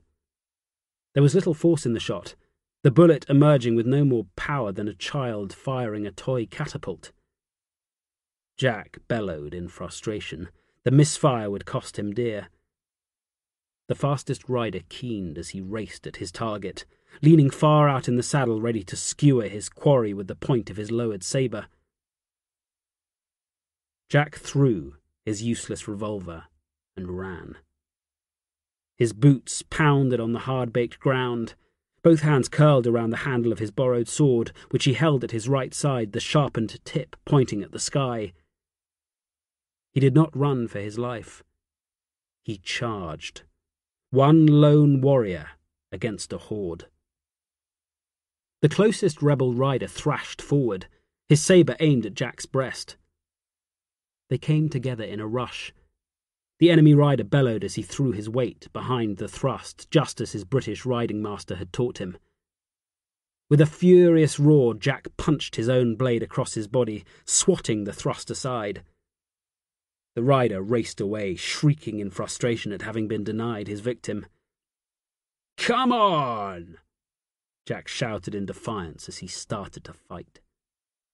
He held his ground, his feet braced and his sword raised. He saw the next rider coming and ducked low, acting on nothing more than instinct. The second man flashed past, his sabre cutting through the air inches above Jack's head. Both riders hauled manfully on their reins, their only thought to strike down the foolish Varangi. Another of the rebels came at him from his left side.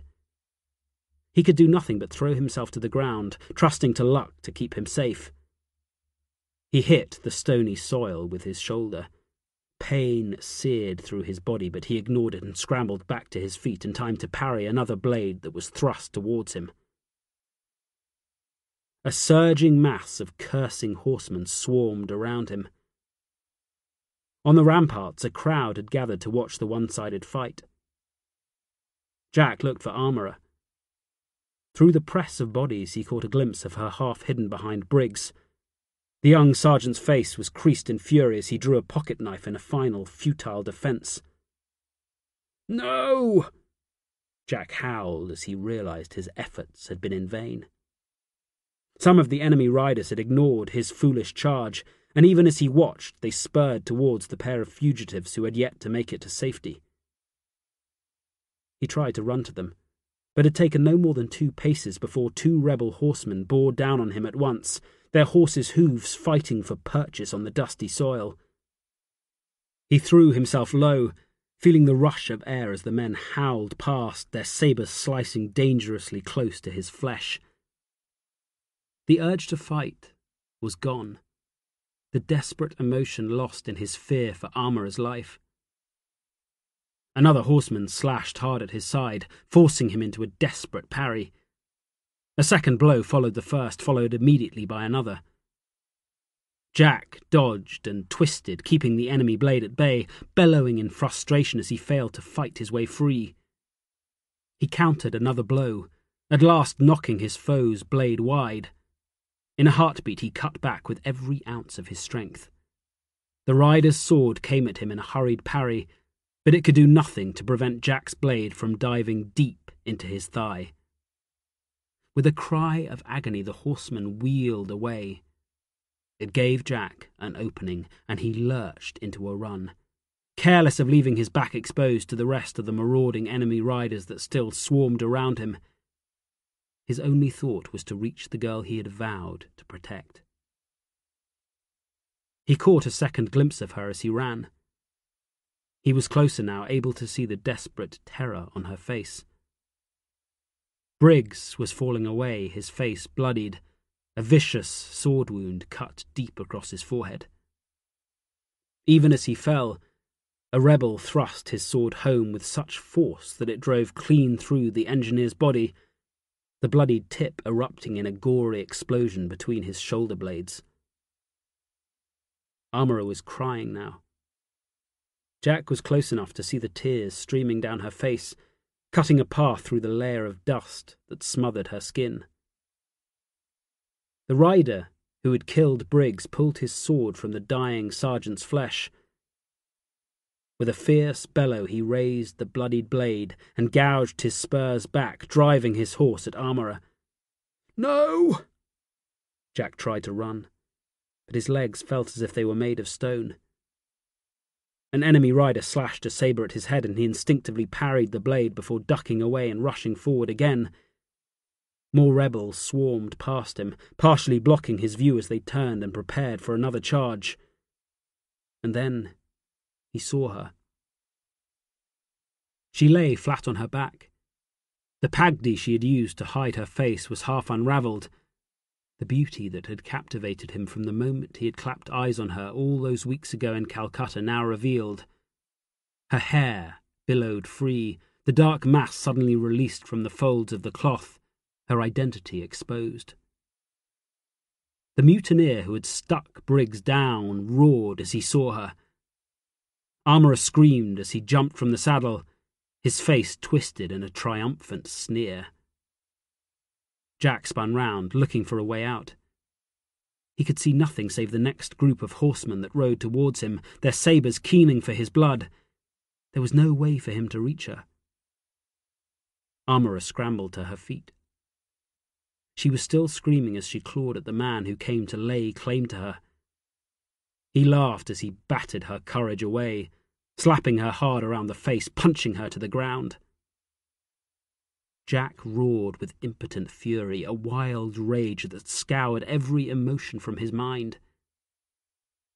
Then he fell silent, his soul emptied. Without another sound, he turned and threw himself back into the fight, desperate to bury his sword in enemy flesh, his need to kill overriding any desire to live. He reached the nearest enemy rider before the man could force his horse into motion. The rebel cut down at him, but Jack simply ducked under the slashing sabre and thrust his own sword upwards, driving the blade deep into the horseman's belly. The man shrieked in agony as Jack pushed up with his full strength, forcing him backwards, tumbling him from the saddle, the fall pulling the half-buried blade from his guts. Jack saw his chance and reached up to grab the horse's reins. The beast tossed its head and fought to get away, but his foot was already in the stirrup and he launched himself into the saddle. His weight came down and he yelled with bitter delight as he found his balance. With a loud cry, he kicked his stolen mount hard in the flank. The horse leapt forward, its teeth bared as it was forced to obey. Another of the rebels tried to ride him down. Jack cut hard with his sword as he lurched away. He saw the look of shock on the man's face as the blade thumped across his chest and cut a deep crevice in his flesh. Then he was away and moving, his legs working hard to force his stolen mount into motion. He looked for Armourer and spotted her instantly. She was bundled across the saddle of the rider who had discovered her and who now fled from the field, whooping in victory at having secured such treasure. Jack rode towards her without thought. He rushed past another enemy rider without a sound, not even wasting a second to launch a blow. His eyes never left Armourer. His mind raced, calculating distances, planning the path he would have to take if he were to save her. The enemy were backing away. Too many of their number lay on the ground for any to be willing to carry on the fight. The easy victory had been snatched from them, the Farangi fighting harder than they could ever have imagined. Jack kicked his stolen mount again. Its hooves thumped into the hard soil, its sinews stretching as it raced away. He ignored the enemy riders, sensing that the desire to fight had left them, and concentrated his attention on Armourer, bending low over the neck of his horse as he begged it to find more speed. The men from the Bengal Lights were led by a veteran Risaldar who had served the British for nigh on 20 years. He had fought the enemies of the Great White Queen, but he had never known a fight as bitter as the one that swirled around him now. He drew the revolver that he had taken from the dead body of his squadron commander the day his regiment had mutinied, and lifted it, filling the simple sight with the face of the Farangi who fought like a devil. Then he pulled the trigger, seeking to end the squalid skirmish before any more of his men had to die. Jack never saw the man who fired the bullet that hit him.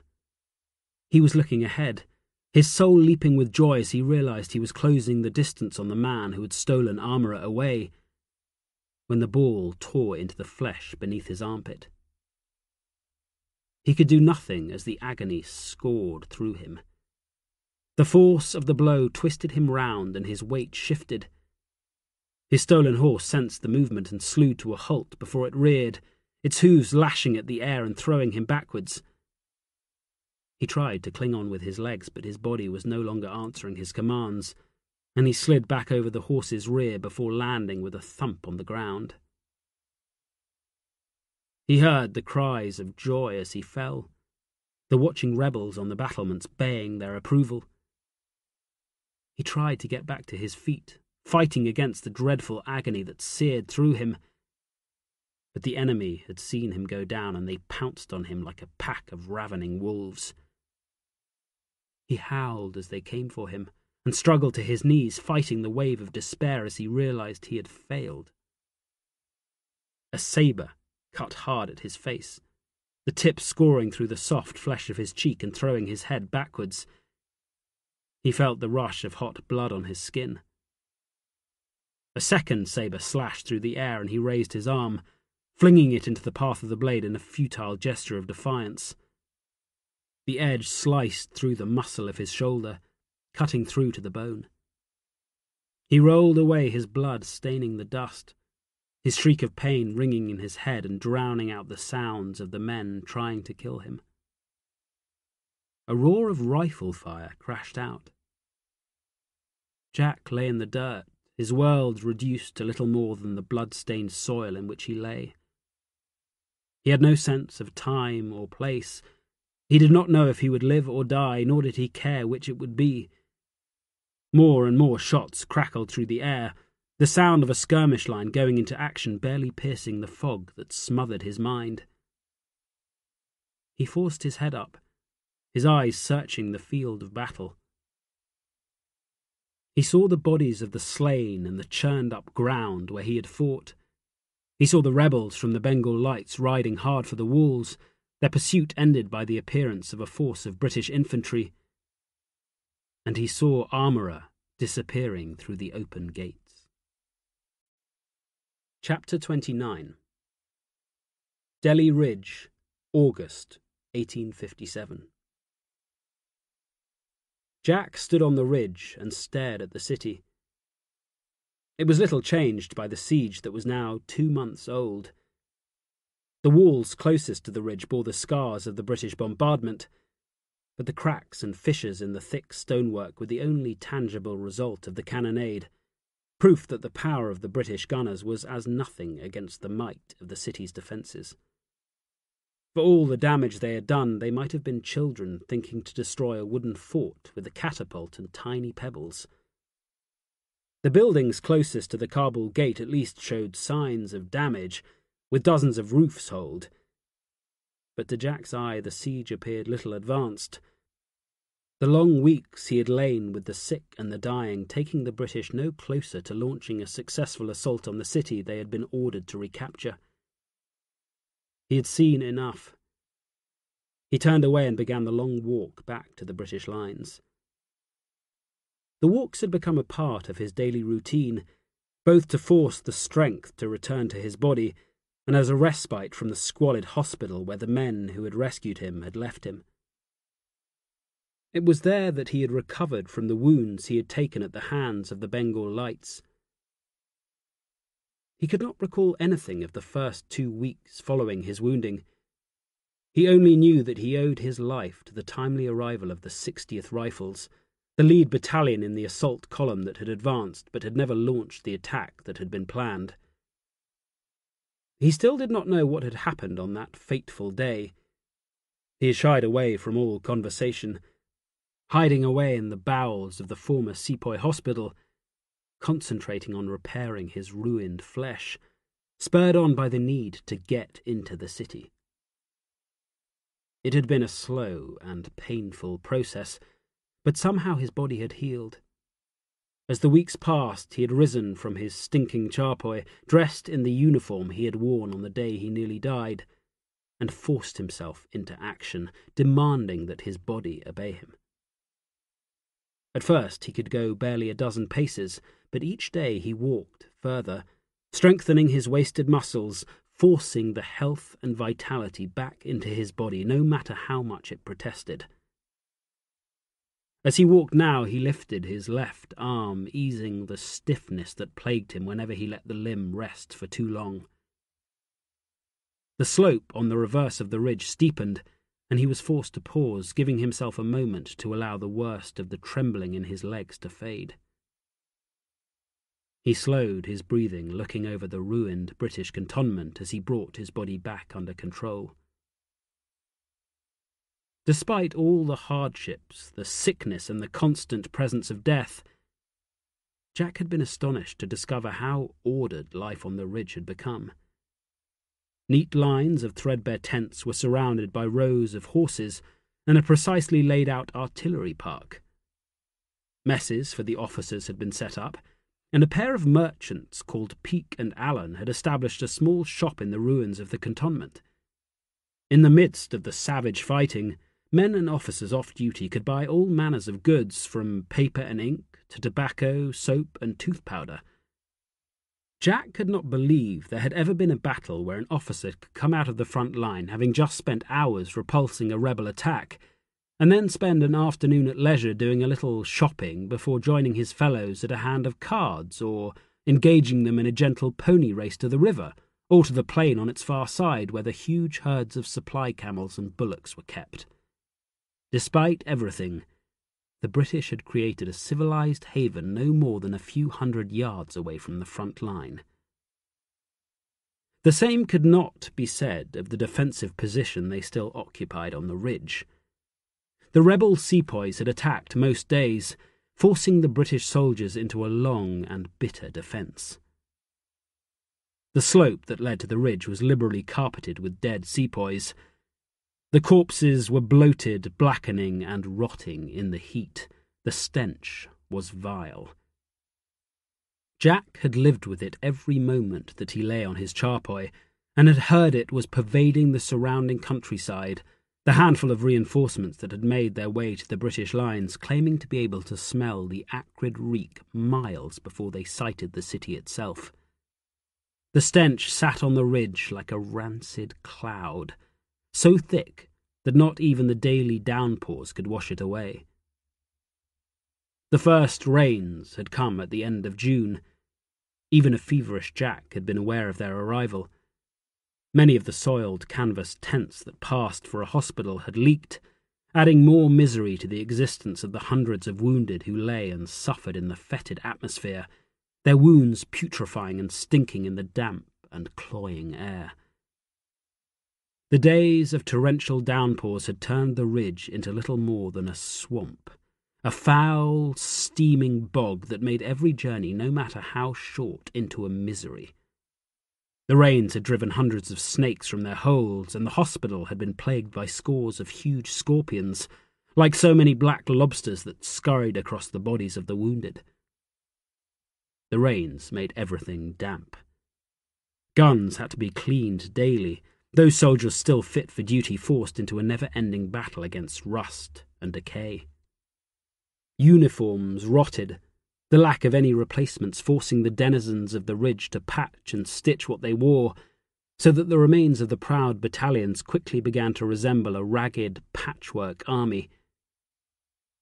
Yet the rain was as nothing when compared to the greatest misery of life on the ridge. Whether sick or able-bodied, officer or ranker, every man was plagued by the vast multitude of flies that thrived in the conditions the army was forced to endure. The worst of the wounded lay under great layers of tiny bodies, the overworked orderlies spending as much time trying to force away the foul creatures as they did tending to the wounded. Jack had lain in his stinking charpoy and watched each day as one of the orderlies laid a trail of gunpowder across the floor and into a pool of sugar water. The flies would swarm down, a great, dense cloud of throbbing black bodies smothering the sweet puddle. When enough had congregated, the orderly would stand back and light the fuse. The explosion would always be greeted with a cheer from his watching patients, who applauded as a few thousand flies were blown to kingdom come. It did little to reduce their numbers, but the small victory over the noisome creatures gave some heart to the men forced to suffer the constant attendance. At least the army had gunpowder to waste. The ridge enjoyed an open supply line to the Grand Trunk Road and on to Ambala, the nearest town still under the Crown's control. What supplies could be found were brought in daily, huge trains of bullock carts ferrying in the crucial arms, ammunition and food the defenders needed to maintain their grand claim of having the city under siege. But not everything was in plentiful supply. The men's uniforms rotted faster than they could be replaced, and many a man on the ridge would risk his life to retrieve a fallen comrade's boots. Fresh water was even scarcer. The defenders had access to both the Najafgarh Canal and the Jumna River, which was no more than a mile to the rear of the ridge. But the water was foul, with the colour and consistency of pea soup. It kept them alive, for the moment at least, but few could choke down more than a mouthful or two of the evil-smelling liquid. With a sigh, Jack forced his body back into motion and began to pick his way slowly down the steep slope at the rear of the ridge. He stopped almost immediately and stood to one side as a single line of soldiers came the other way, the men moving up to take their positions on the ridge with all the enthusiasm of prisoners walking to the gallows. There were few men left to hold the defensive positions, and even fewer officers to command them. General Barnard had died on 5th of July from the cholera that continued to ravage the defenders' ranks, killing more than even the regular rebel attacks. Command had passed to General Sir Thomas Reed, but he had lasted barely 2 weeks before he too fell sick and was packed off to recover at Simla. That had left Brigadier Wilson as the senior officer on the ridge, and he had assumed command, receiving a rapid promotion to the rank of Major General in the process. His was not a popular leadership. Jack had listened to other sick and wounded officers croaking about Wilson's indecisive manner. Many had asked how the army would ever get into the city with such a choice collection of muffs at their head. The last of the men slogging their way up the slope passed by, and Jack carried on his way. That morning he had walked to the top of the ridge, going further than any previous day. He knew he would not return to the hospital. It was time to rejoin the world of the living. It was time to find Armourer. "Jack! I say, is that really you?" Jack looked up sharply as his quiet walk was interrupted by a loud voice that he recognized in an instant. Lieutenant William Hodson, his erstwhile commander, was coming towards him. "It is you!" Hodson sounded genuinely pleased to see him. "I cannot tell you how glad I am to see you back on your feet. You have had the very devil of a time. To see you hale and hearty again is truly just the sort of fillip a man needs." He walked closer as he spoke, removing his tinted spectacles, his eyes narrowing as he squinted at Jack. "I say, that's a blighter of a scar." He winced, sucking the air over his teeth as he saw the puckered skin on Jack's left cheek. "Still, the ladies should like it, what? They do so like a wounded hero." He prattled on, incapable of recognizing the hurt his words might convey. Jack's hand instinctively reached up to touch the thick ridge of flesh on his face. He did not know how he looked. He had not bothered to find a mirror to discover whether the wound disfigured him. He traced out the line of the scar before dropping his hand, suddenly self-conscious in front of Hodson's scrutiny. "It was the most damnable affair," Hodson carried on talking. "Barnard, God rest his soul, was committed to the plan. But there was the devil of a mix-up, and it all went to hell in a basket before we could launch the assault. Still, we must not lay the blame at the good General's door. Not with him being dead and buried now. He wasn't as lucky as you. Old Wilson is in command now, although he shows no inclination to change anything." Jack said nothing. He knew he was staring at Hodson, but he did not care if it made his officer uncomfortable.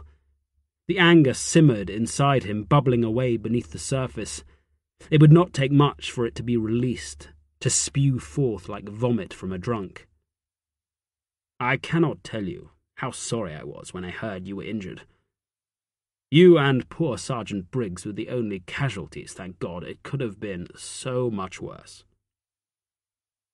"There was another." Jack choked on the words, but held fast, against the blackness that dwelt in the ruined core of his soul, tethering himself to the cold, remorseless desire to reach her, no matter what had happened.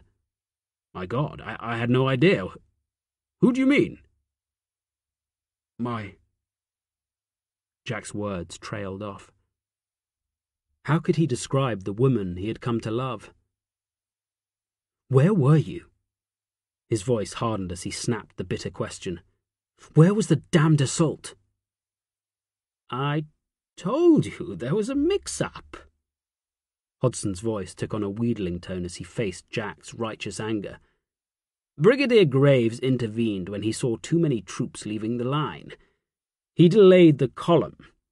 It would not have been ready until after dawn, and so the attack simply had to be postponed. The first attacking column had advanced and was ready for the off. The 60th Rifles were in the van. It was lucky for you that they had advanced far enough to drive off those enemy horsemen. They were the ones who brought you back." "So I was lucky." Jack was bitter. He looked at Hodson, remembering his dislike for the odd officer. He fought the anger, biting off the accusation of abandonment that was on the tip of his tongue. He no longer cared that Hodson was cruel, cowardly even. He needed him. He would tether his soul to the devil if it meant he could be in the first wave of the assault on the city. "I would say so," Hodson smiled. "Now, we need to get you back into the saddle, if you are well enough." Jack nodded, not trusting his voice. Hodson reached out, patting Jack on the shoulder. "Good show, old man. You will be pleased with how we're getting on. I have 230 of my own fellows now. They're good men, too. I'd like you to continue as my second, if you are willing." "When do we attack?" Jack asked the only question that he cared about. "That's my fellow, straight to the heart of the matter. Alas, we show no sign of attacking. We're expecting the arrival of Nicholson and his column any day now. Perhaps when they're here we will be able to commend an attack to General Wilson. Until then, we will have to fight on as we are. The damn pandies show no inclination to put an end to their interminable attacks. We must be patient, but I promise you we shall win through. We may be facing a stern test, but God will not forsake us. We shall be victorious." Jack heard the words, but paid the rhetoric little heed. He would force his body back to health. He vowed he would be ready for the assault, whenever it came. Chapter 30. Hello there. I hope you do not mind me interrupting you like this, but I do not think we've met. Jack started as the voice of a rather short young subaltern disturbed him from his rest. He was sitting outside his tent, dozing in the cooler air of early evening. He looked up. The fresh-faced lieutenant was clearly in two minds about disturbing the scarred officer who looked as frayed and fragile as his battered khaki uniform. He himself was dressed in a clean uniform that had yet to become soiled with constant wear.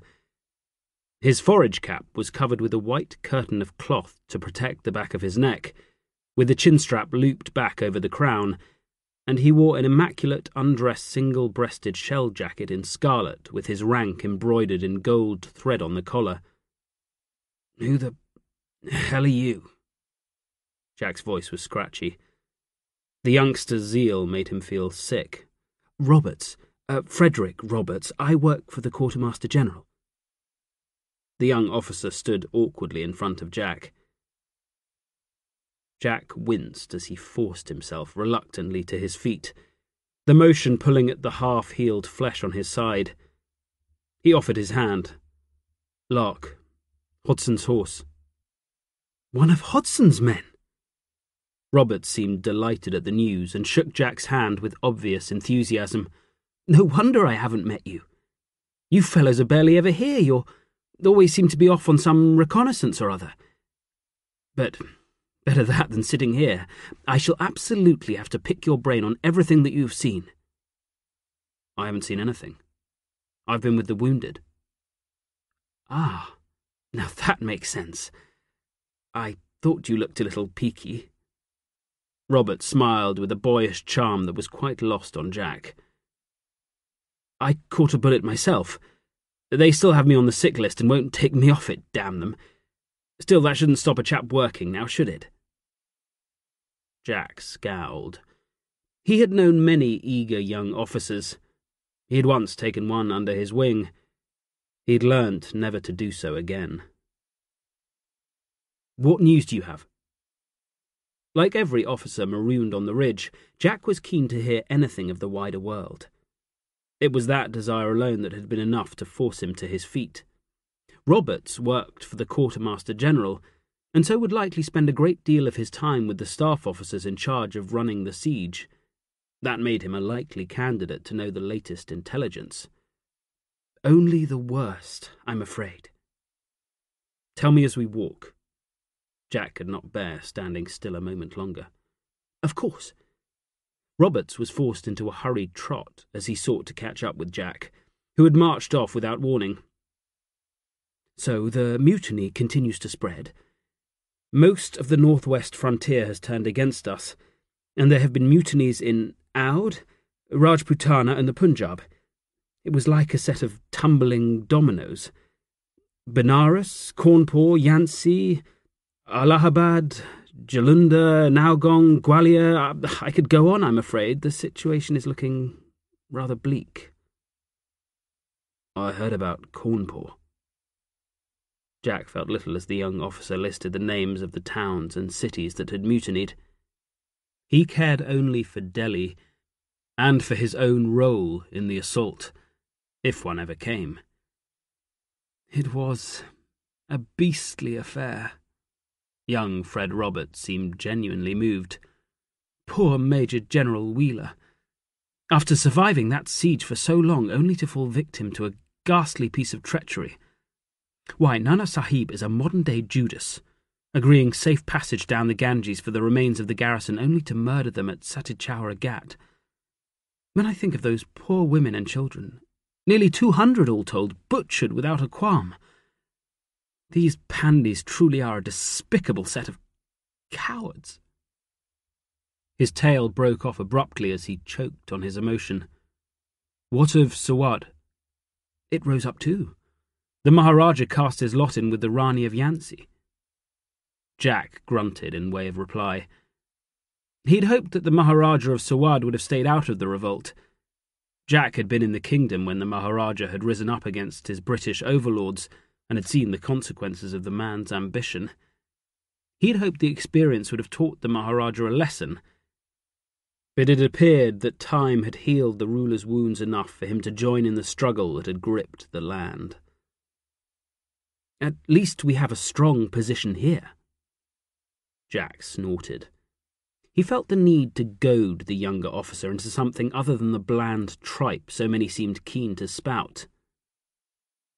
We are sitting on our arses when we should be attacking. The young man's face creased into a scowl. You may have something there. There are many who voice that opinion. So I'm not the only sane one here, Jack grimaced. His wounds were hurting, but he could not bear the idea of sitting down again for the moment. It's a wonder we haven't been thrown off this blighted ridge. Look, I know a fellow shouldn't croak, but I happen to agree with you. Roberts's scowl deepened as he offered the critical opinion. If it wasn't for the Gujars and the Jihadis, I rather think we would have been pushed onto our backsides a long time before now. The enemy ranks are divided. They spend as much time fighting each other as they do fighting us. He sighed.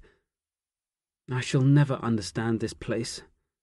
I was born in this country, yet I can no more claim to understand it than my mother can claim to understand the rules for being out-legged before wicket. Jack grimaced.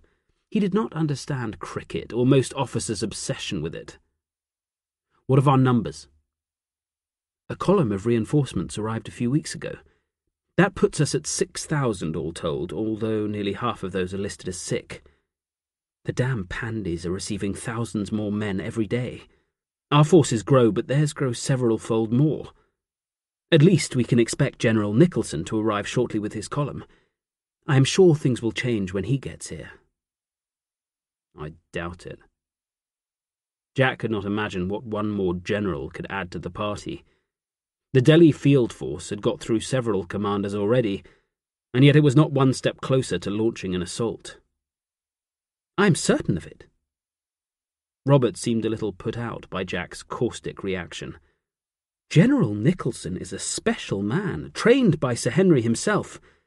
He will take things in hand. His belief in the man was clearly heartfelt and certain. Nicholson will make something happen. He always does. Jack stopped. He turned and looked back at the city. I hope you're right. It's high time we put a stop to this farce. I say, are you quite all right? Roberts was looking at him with concern. No, not really. Jack could not meet the younger officer's eye. Every time he looked at Delhi, he felt nothing short of despair. He was so close, yet he might as well have been 1,000 miles away. Would you like a drink? Roberts was clearly concerned at the condition of his new companion. Jack had to give him credit for not seeking to make an escape. Yes, I would. Capital. Perhaps we should raise a toast to the siege coming to an end. Yes. Jack forced his body into motion as Roberts indicated for them to carry on walking. I can drink to that. It was a good toast, one that matched Jack's mood. He wanted it to end. One way or another, he just wanted it to be over. Nicholson's column arrived shortly before breakfast. The day was doubly notable, as it was the first one on which the enemy failed to launch any attacks, leaving the latest British reinforcements to arrive unmolested. The column brought just over 1,500 men. Under Nicholson's command was a field battery of European artillery, the 52nd Light Infantry, a wing of the 61st Foot, the 2nd Punjab Infantry, a wing of the 1st Baluch Regiment, 200 Multani Horse, and 400 military police. It was a sizable force, but not one that would tip the balance of numbers anywhere close to favouring the British. It would take more than the arrival of the column to convince General Wilson that he was in a position to launch an assault. Jack had been summoned to Hodson's side to welcome the new arrivals. He had contemplated ignoring the order, but something in Fred Roberts's appreciation of the new general had made him curious. If Nicholson possessed the wherewithal to force General Wilson's hand and inspire an assault on Delhi, then Jack wanted to greet the fellow with open arms. It was not hard to spot the newly arrived general. Even though Jack had no idea what the fabled Nicholson looked like, there was no mistaking the commanding figure who rode in the vanguard of the column. At his side was a huge black-whiskered Pathan bodyguard, and behind him were 250 frontier horsemen mounted on short, fiery ponies that looked ready to take on the entire rebel army on their own. "Why, Hodson, you old devil!" Nicholson possessed a huge voice, and he bellowed a greeting at Jack's commander. "Nicholson?" Hodson lifted his hand. Jack looked at his commander sharply, hearing something in his voice that revealed a dislike for the newly arrived officer. "I had heard you were here." Nicholson rode closer. There was ice in his reply. Clearly there was little love lost between the two officers.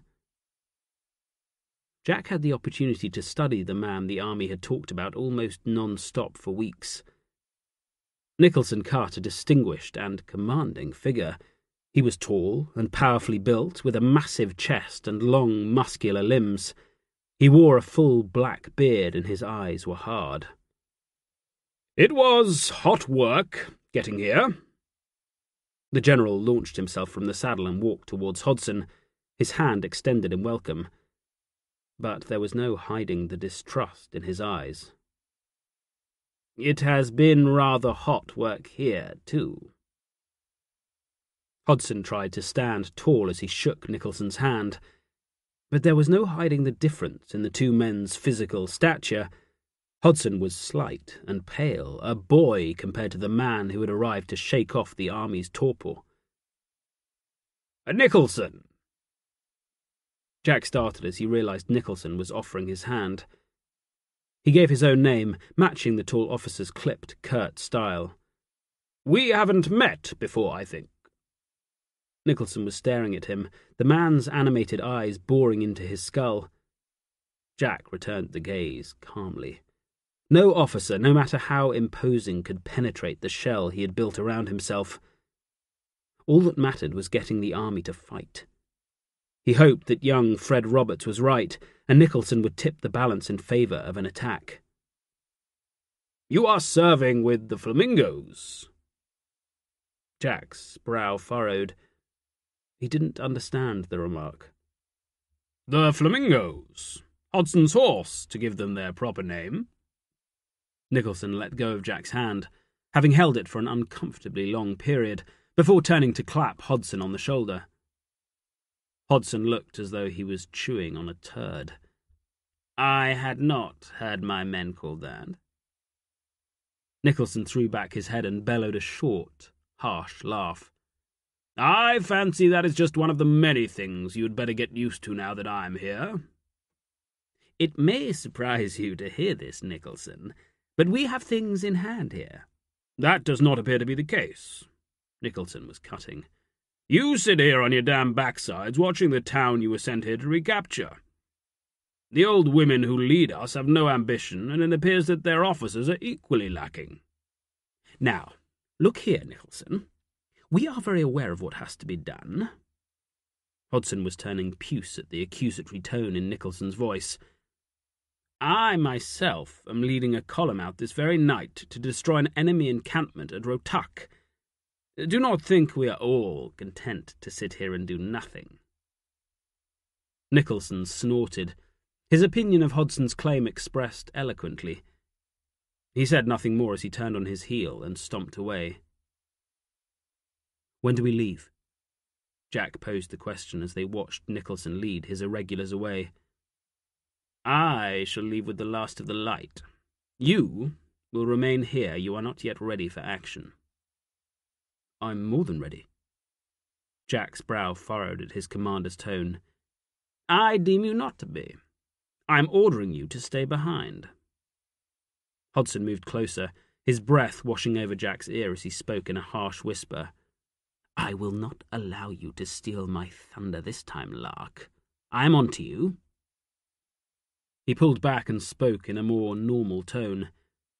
"I think you are better suited to an administrative role for the moment, until you are fully recovered. If that means you cannot join in the glory of the action, that is a cross I'm afraid you must bear with as much fortitude as you can." Jack understood. Hodson had not forgiven him. Despite the polite veneer, his commanding officer had not forgotten his actions when they had last fought together. Hodson might smile and say the right things, but he had marked Jack's card and would not change his opinion. Jack felt his hopes of leading the attack into Delhi wither. If he wanted to get to Armora, he would need to find another way. Jack stood and watched the column leave the cantonment.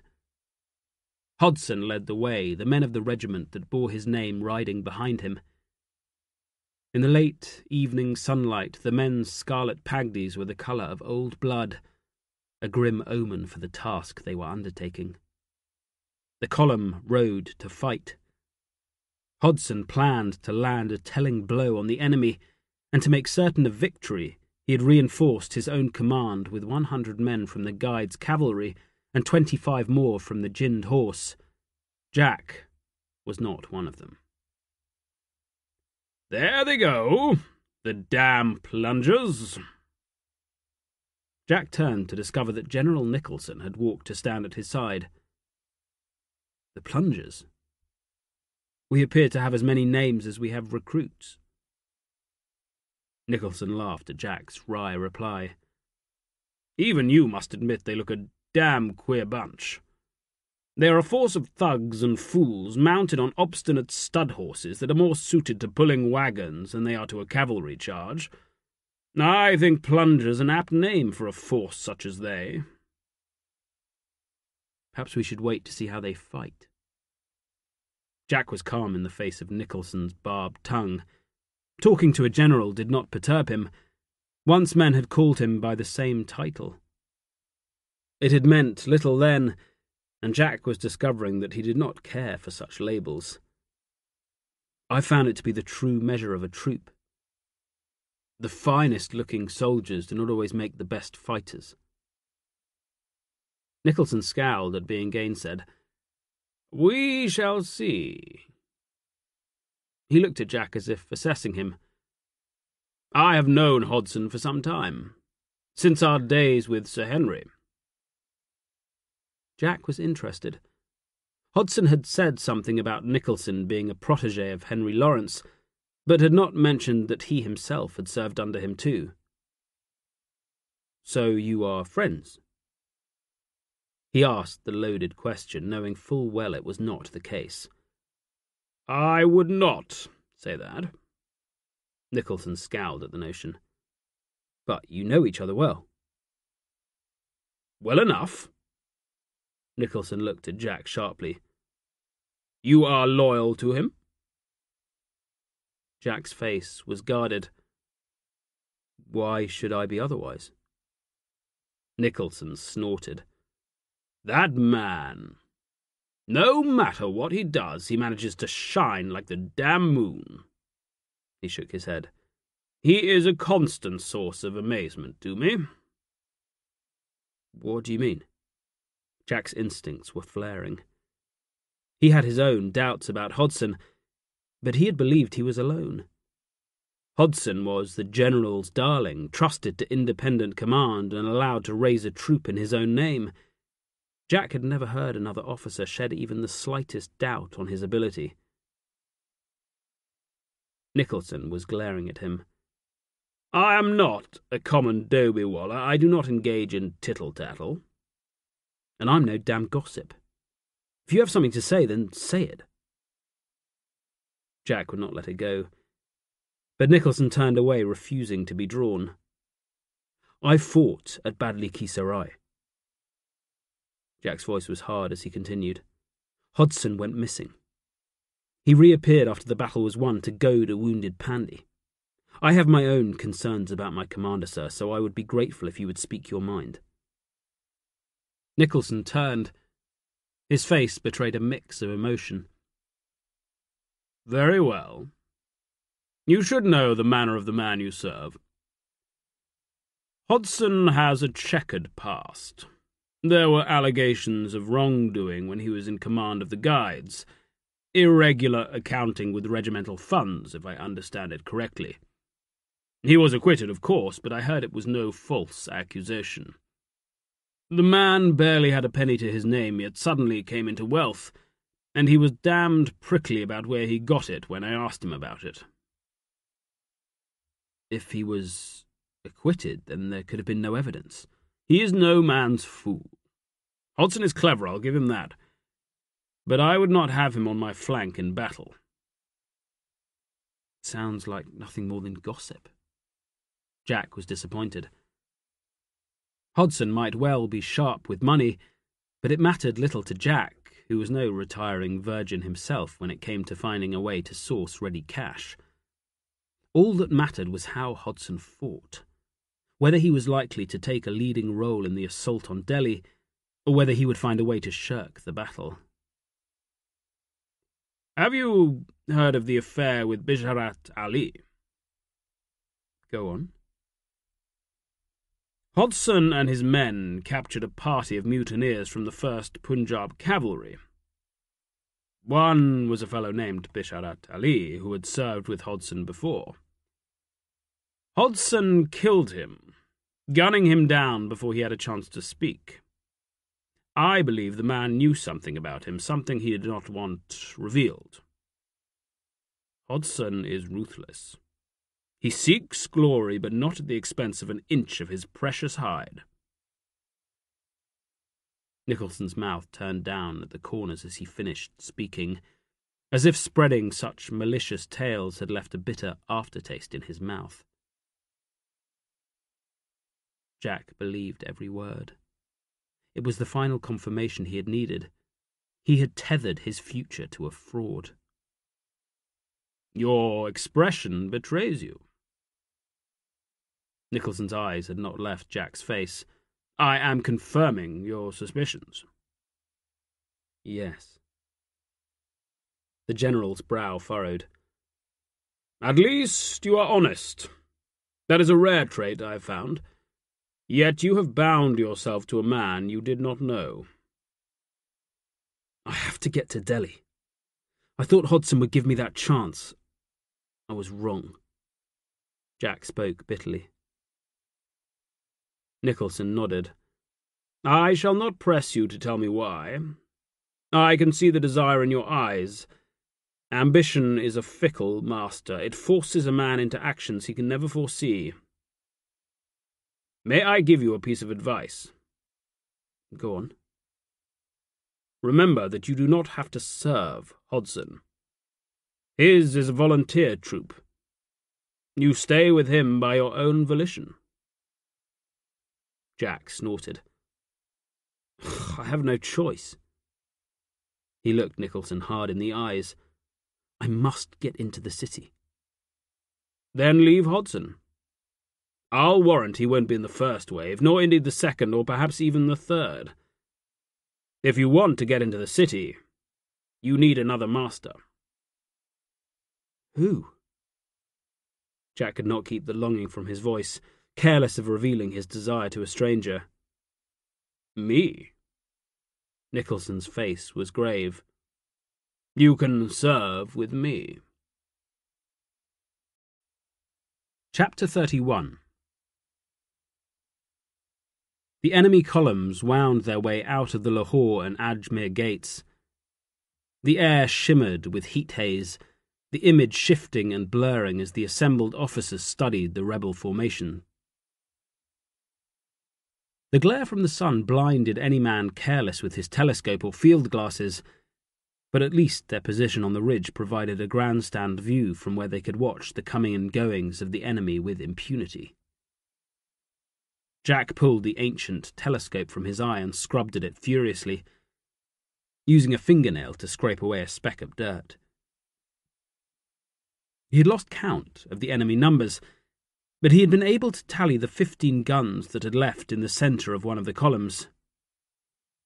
Now, where do they think they are going? Jack looked across in envy at the field glasses that Nicholson held tight against his face. They were not the latest model, but they were far superior to the battered old telescope Jack had conveniently forgotten to return to Hodson. Not for the first time he regretted the loss of his possessions in the explosion at the Delhi magazine. He had replaced as many as he could. On the ridge, officers died at a prodigious rate. Each man's effects were auctioned off, as much to ensure that those still alive had the equipment they needed as to provide some money for the family of the deceased. Jack had sourced a fine Dean & Adams revolver to replace the one that had let him down so badly, and he had purchased a new sword. The one Hodson had lent him lost in the same fight against the 3rd Bengal Lights. It was a good blade, but it stood no comparison to the tulwar he had lost at the magazine. The two items had cost him a small fortune. The prices on the ridge vastly inflated despite the number of officers succumbing to the ever-present ravages of disease. I would wager they're after the siege column. A tall, thin officer replied without taking his eyes from his own field glasses. They cannot blind me to its approach. I think you have the right of it, Blaine. Nicholson grunted in acknowledgement of the observation. Jack had been introduced to the officer at the general's side only moments before. Captain Blaine served in the ranks of the 52nd and was one of the officers who had arrived with Nicholson's column. Jack, like all the officers on the ridge, knew how badly they needed the heavy guns in the siege train that had come down from the Punjab with Nicholson. If the enemy had learned of its approach, it was no surprise that they would seek to intercept it. We cannot allow that to happen. Nicholson's jaw clenched as he continued to count the numbers in the enemy columns that showed no sign of coming to an end. Wilson may not agree. Blaine offered the opinion in a low voice. They were not the only ones on the small knoll a short walk from the cantonment. It was a popular spot from which to observe the city they were ostensibly besieging, and the appearance of the rebel columns had brought dozens of other officers up onto the hill. I do not think he will look favourably on sending out a strong column of his own, not when our numbers are so thin. He let Hodson out. If the reports are to be believed, that damn man won a solid victory at Rohtak. The words seemed to stick in Nicholson's craw. Perhaps it is time for me to do the same. Blaine laughed and finally stopped his scrutiny of the enemy column. He saw Jack looking his way and winked. You sound piqued by our friend's achievement, sir. Should we not celebrate any victory over the Pandys? Nicholson's jaw tensed. He ground his teeth as if he chewed on a fatty knuckle of meat. Of course. The man did well. He dropped his field glasses from his face as he heard the chuckle from the man at his side. He saw Blaine's face and understood that he had been teased. You bugger, you're goading me. He smiled, his handsome face creasing as he shared their mirth. Not at all, sir. Blaine stifled his laughter and returned to the task of counting the enemy. But it is to your credit that you can praise the man. Nicholson harumphed loudly. I hope you will still find the time to laugh at my expense when we're chasing those columns, Blaine. You will be my brigade major, as young Roberts is still listed as being sick. Blaine's expression changed as he contemplated his commander's words. He panned his field glasses out to the east. It won't be easy going, sir. The roads are filthy after the rains. We will not be able to take many guns if we're to move fast, and the Pandies will be expecting us to follow them. With the fields half flooded, we won't have much room for manoeuvre. Yet it must be done. Nicholson had resumed his own scrutiny of the enemy columns. We cannot allow the Pandies to attack the siege column. We need those guns. Jack did not have the heart to watch the columns any longer, so he turned his attention to Delhi itself. He had lost count of the hours he had spent on the knoll, searching the city through the pitted and scratched lens. Armourer was never far from his thoughts. He tormented himself, imagining what had happened to her. In his blackest, bleakest moments, he was sure she was dead. Her fate sealed the moment he had allowed her to be taken. Yet he could not quench the flicker of hope that somehow she had survived, that somehow he would find her. Jack? He had not heard his name being called. He looked away from the city to see both officers staring at him. Well, will you come? Nicholson's brow was creased as he asked the question for what Jack supposed was the second time. Yes. Jack answered on instinct. He knew the answer would sever his tie to Hodson, but he did not care. I shall send Hodson a note to let him know that I have requested your services. Nicholson seemed to read Jack's mind. He turned to Blaine. Then I shall find Wilson and get us some orders. I rather fancy it is time to show him and the rest of this army what we're about. He turned and fixed Jack with his piercing stare.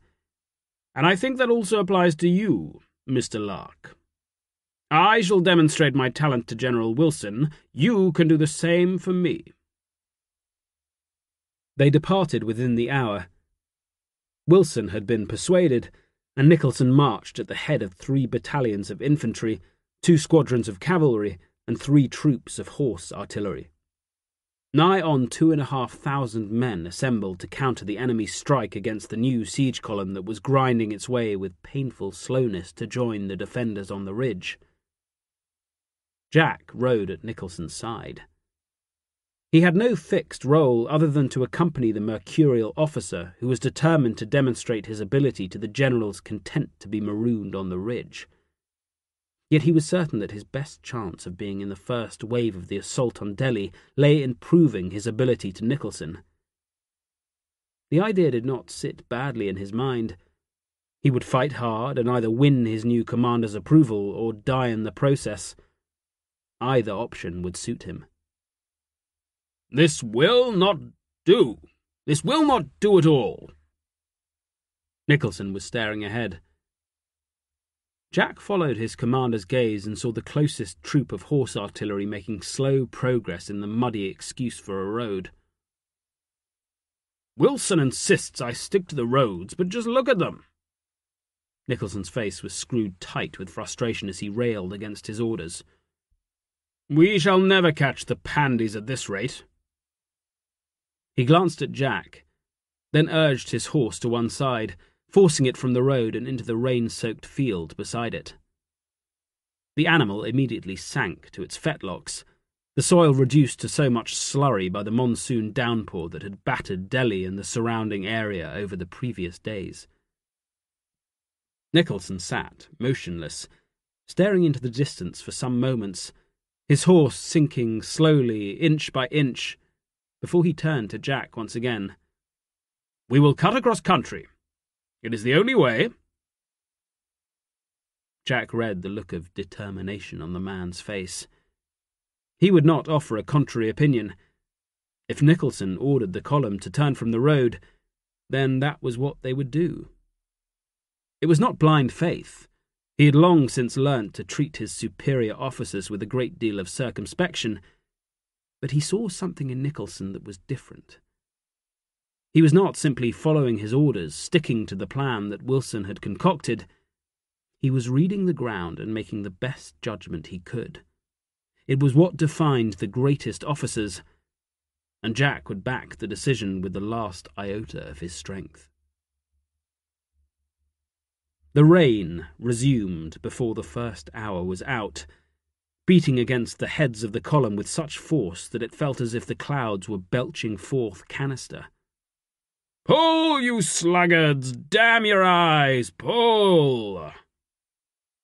Nicholson stood knee-deep in the mud. He was bareheaded, and the rain had slicked his hair to his scalp. He roared the encouragement, bellowing at the men of the horse artillery who struggled to free one of their cannon from the marsh in which it had stuck fast.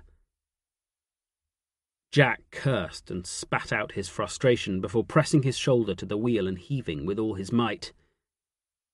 His boots slipped in the oozing mud, but slowly the light gun started to move.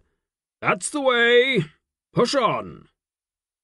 Nicholson heaved on the traces of the lead horse in the gun train, slapping its rear as the team started to move forward once more.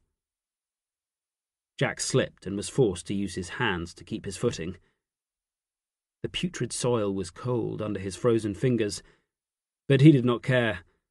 The treacherous conditions had to be endured if the column was to close on the enemy, who were sure to be making similar slow going in the appalling weather.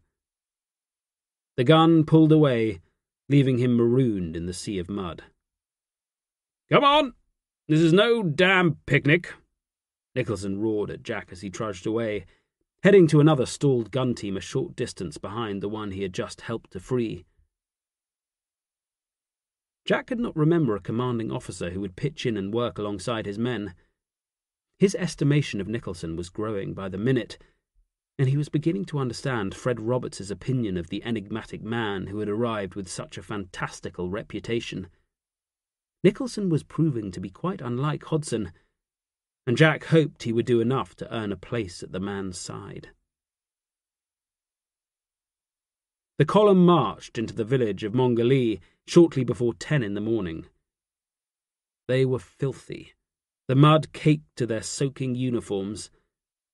The rain had not eased and still came down in torrents, yet neither the mud nor the monsoon had dampened the men's spirits, and despite their exhaustion they arrived with their heads held high. As reward for their efforts, Nicholson ordered them to find what rest they could and make a damp breakfast before the column resumed its march at noon. "Goodness, I'm exhausted." Captain Blaine slumped to the ground next to the meagre fire that Jack had managed to get going by splitting open a handful of cartridges and using their powder to ignite a few sodden scraps of wood. "We all are." Despite his own fatigue, Jack decided to try to be friendly. "It had to be done." Blaine nodded in agreement. "I agree. We could not stick to the roads, they were just as bad, and the Pandies would have known we were coming. This way we can attack them from a direction they will not expect." Jack poked at the fire with a stick, trying to keep it alive as the powder burnt out. "The General seems to know what he's about." "You could say that."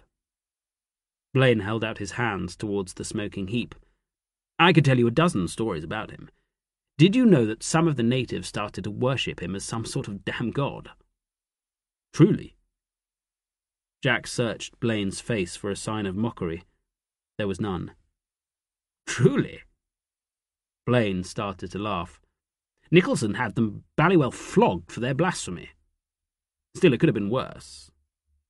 "How so?" "Let us just say that Nicholson is not afraid of issuing a sterner punishment. Something I expect he learned from good old Sir Henry Lawrence."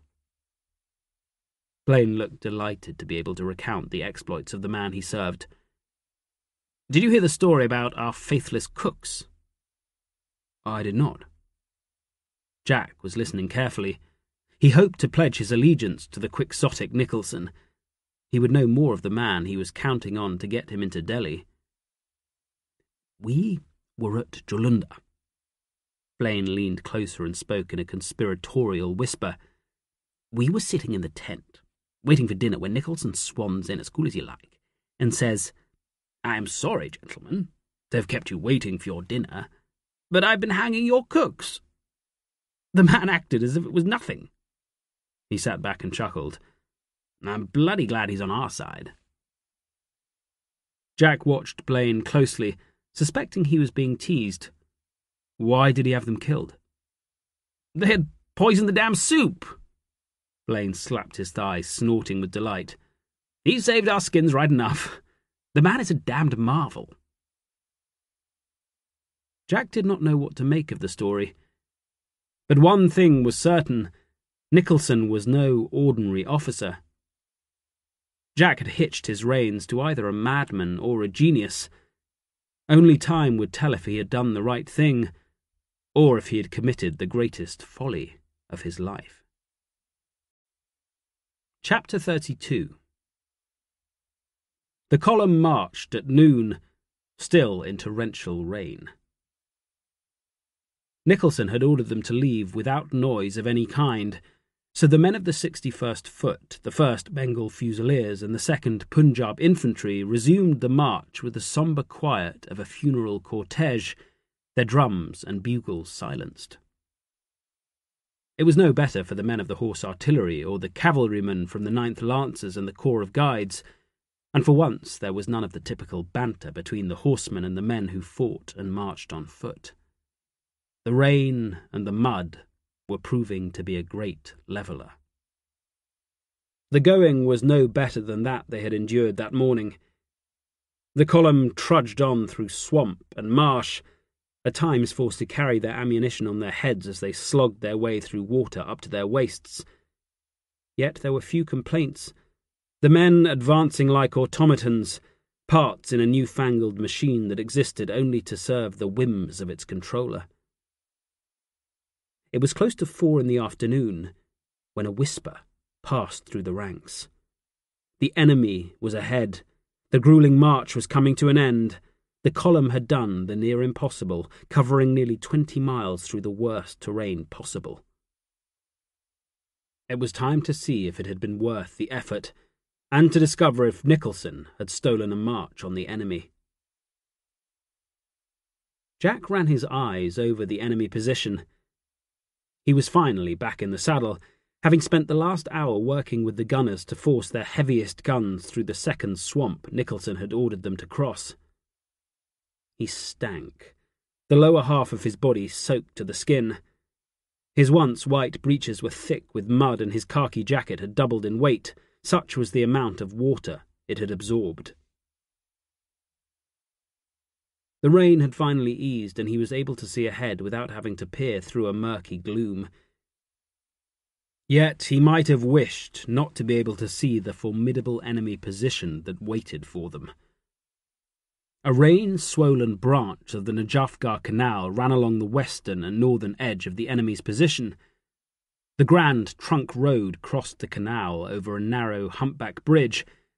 On its far side was an old Mughal caravanserai, a large stone-walled enclosure that offered a ready-made defensive position for the enemy advance guard, which had camped within its walls as it waited for the rest of its column to catch up. 3 villages sat close to the serai, each occupied by more of the enemy, all secured with cannon to back up the infantry. The rebels did not expect an attack, but they were cautious, prepared to defend their position. The serai was loopholed with guns covering the bridge, with still more covering the approach along the Grand Trunk Road. Any advance along the road from the north would have to march into heavy fire. The defensive position was strong, and the mutineers knew it. They also believed that any British column sent after them would be forced to advance along the Trunk Road, the rain-soaked swamps made impassable by the monsoon. Safe behind their walls, the rebel soldiers made camp, pitching their tents and piling their arms as they made the most of the time they had to rest. But Nicholson's column had slogged its way across country, and now they approached the rebel position from the west rather than the north. His men had paid the price, their mud-splattered uniforms and aching limbs the coin Nicholson had spent to avoid the rebel scouts and approach from a direction the enemy was not expecting. And the enemy was asleep. "You see, Jack? You see?" Nicholson's face betrayed his delight. "We have them, by God, we have them!"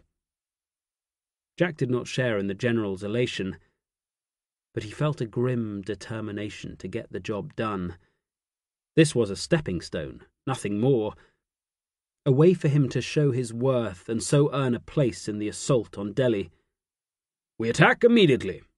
The infantry will lead. We will cross the canal and form ranks on the far side." Jack glanced at the single-span bridge that crossed the canal to the north of the enemy position. "They have the bridge covered. We need to find another way to cross." "We have it. Blaine tells me the scouts have found a ford directly to our front." Nicholson leaned across in the saddle and took Jack's forearm in a fierce grip. "We have them." Jack nodded. "Where do you want me?" Nicholson pulled away. "Choose your own ground." His face hardened. "Show me what you can do." The cries of alarm reached Jack as he forced his horse through the ford. The enemy sentries had belatedly become aware of the threat to their encampment. The water was cold on his legs as it splashed up, leaving dark patches on his filthy breeches. It was up to the waists of the infantry he followed, the tired foot soldiers cursing as they dug deep to find the strength they would need to force a passage in the fast-moving waters of the canal. Jack could only wonder at the confusion in the caravanserai. The rebel sepoys had been resting, waiting for their comrades and thinking of an attack on a lumbering siege column. Instead, a British force had arrived from the wrong direction and was now mounting an assault on their temporary encampment. "Form line!" The men were given no time to catch their breath. Their officers were bellowing the orders even as they lumbered out of the canal. The sandy banks turned into a slippery quagmire as the heavy boots of hundreds of infantrymen churned them into so much slurry. Jack kicked his horse, refusing to let it dawdle. He made for the colour party of the 61st Foot, the twin great squares of silk drawing him in. The 61st were on the left of the line, with the 1st Bengal Fusiliers to their right. The 2nd Punjab Infantry formed a line of support along with a squadron of Guides cavalry.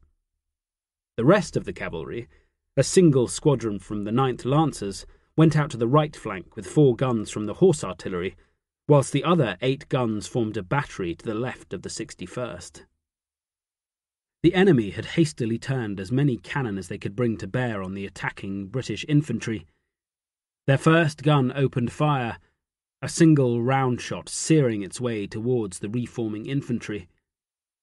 It ploughed into the ground to their front, gouging a huge crease in the damp soil before leaping back into the sky and over the heads of the stoic infantry, who paid it no heed. Jack felt little as the rebels started the fight. There was no fear, his guts calm and his heartbeat barely increasing, even as the 2nd and the 3rd enemy cannon opened fire. He did not fear for his life. For the first time, he faced the prospect of battle with nothing save icy resolve. To his front, the men of the 61st Foot were reforming well. He watched the manoeuvres with a critical eye. He missed the splendour of the battles he had seen before.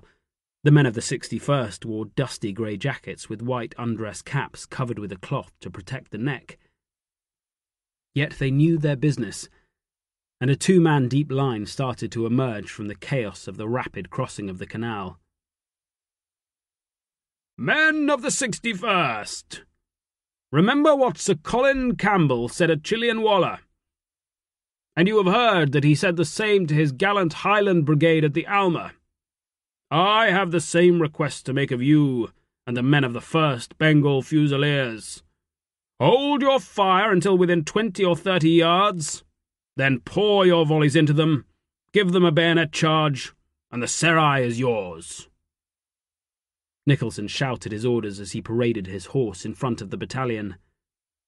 He caught Jack's eye but gave no acknowledgement of it before he rode on, repeating his orders, showing himself to the men. "Battalion! Battalion, we'll fix bayonets! Fix bayonets! Battalion! Battalion will advance! Advance!" The 61st Foot was not hanging around. With the drums starting to beat out the rhythm of the march, the men lurched into motion. The British soldiers were moving fast, and the enemy roundshots seared over their heads, the rebel gunners unable to adjust their range quickly enough to catch the thin grey line that now snaked across the ground parallel to the canal. Jack kicked his horse forward, following the colour party. He did not bother to draw his weapons. He did not know if the revolver on his hip had survived the many soakings it had taken that day. It would either work, or it would not. If it failed him, he would rely on the sword on his other hip. He would hack at anyone who dared face him, and he would kill them just as he had killed so many times before. "Hold your fire!" Nicholson raced back down the line, a look of almost manic delight on his face as he inspired his men. His eyes glittered with what Jack could only think of as religious fervour. It reminded him of Hodson. There was little love lost between the two men, but in some ways they were very much alike. The men followed Nicholson without hesitation, and the line went forward, covering the muddy ground fast as they marched at the quick step with their rifles held at the slope. To their front, the western wall of the serai was lined with enemy sepoys. It was wide enough for hundreds of muskets to be brought to bear on the advancing infantry. There were no skirmishers to screen their assault or to picket the rebel line and remove the subadars and the havildars who would control the enemy fire. The British went forward at pace, daring the enemy to fire. The rebels obliged. Their volley crashed out, the thunderclap of sound reaching Jack moments after he saw the first puffs of powder smoke erupt along the wall. The range was long for the percussion muskets, but still they found their mark. Dozens of British soldiers staggered backwards as they were hit, or else simply crumpled over, their deaths marked by nothing more than a soft sigh. Nicholson's horse shrieked in pain, then crashed to the ground, a bullet hitting it deep in the neck. Jack heard the men to his front groan as they saw the general fall, the sound echoing through the ranks. But Nicholson was not one to stay down, and he was on his feet in moments. "Follow me!" He raised his sword high above his head as he roared at the men behind him. "Follow me!" The pace of the advance quickened. The enemy had fired, and now the British soldiers could close on them and deliver a volley of their own before the rebels had time to reload, and the rebels knew it. Jack saw the first musket waver in the heartbeats following the volley. The sepoys knew what was coming as well as the advancing redcoats. Yet they stayed where they were, the ritual of battle forcing them to hold their ground, no matter that they waited only for their own destruction. The British cannon opened fire. The gunners from the horse artillery had taken up a position on the far side of the canal, and now they brought their guns into action. The round shot smashed into the wall of the serai. Huge gaps were blown along its length, clouds of stone and dust sent up in fountains as the fast-moving shot immediately found its mark. Scores of rebels were hit, their cries filling the silence that followed the roar of the barrage. "Battalion! Battalion! Halt!" The huge voice of the regimental sergeant-major brought the 61st to a standstill. To their right, the men of the 1st Bengal Fusiliers were doing the same. Both battalions were no more than 30 yards from the wall of the serai. Nicholson had stopped, taking a dramatic pose like a compere in the music hall, silencing the audience ready for the arrival of the main act. Jack was close enough to see the terror on the faces of the watching sepoys as they saw the hundreds of rifles lifted into position. The distance was as nothing to the Enfields. At such a range, the effects of the volley would be dreadful. All along the wall, rebels were backing away, their eyes riveted on the sight of death about to be unleashed. "Fire!"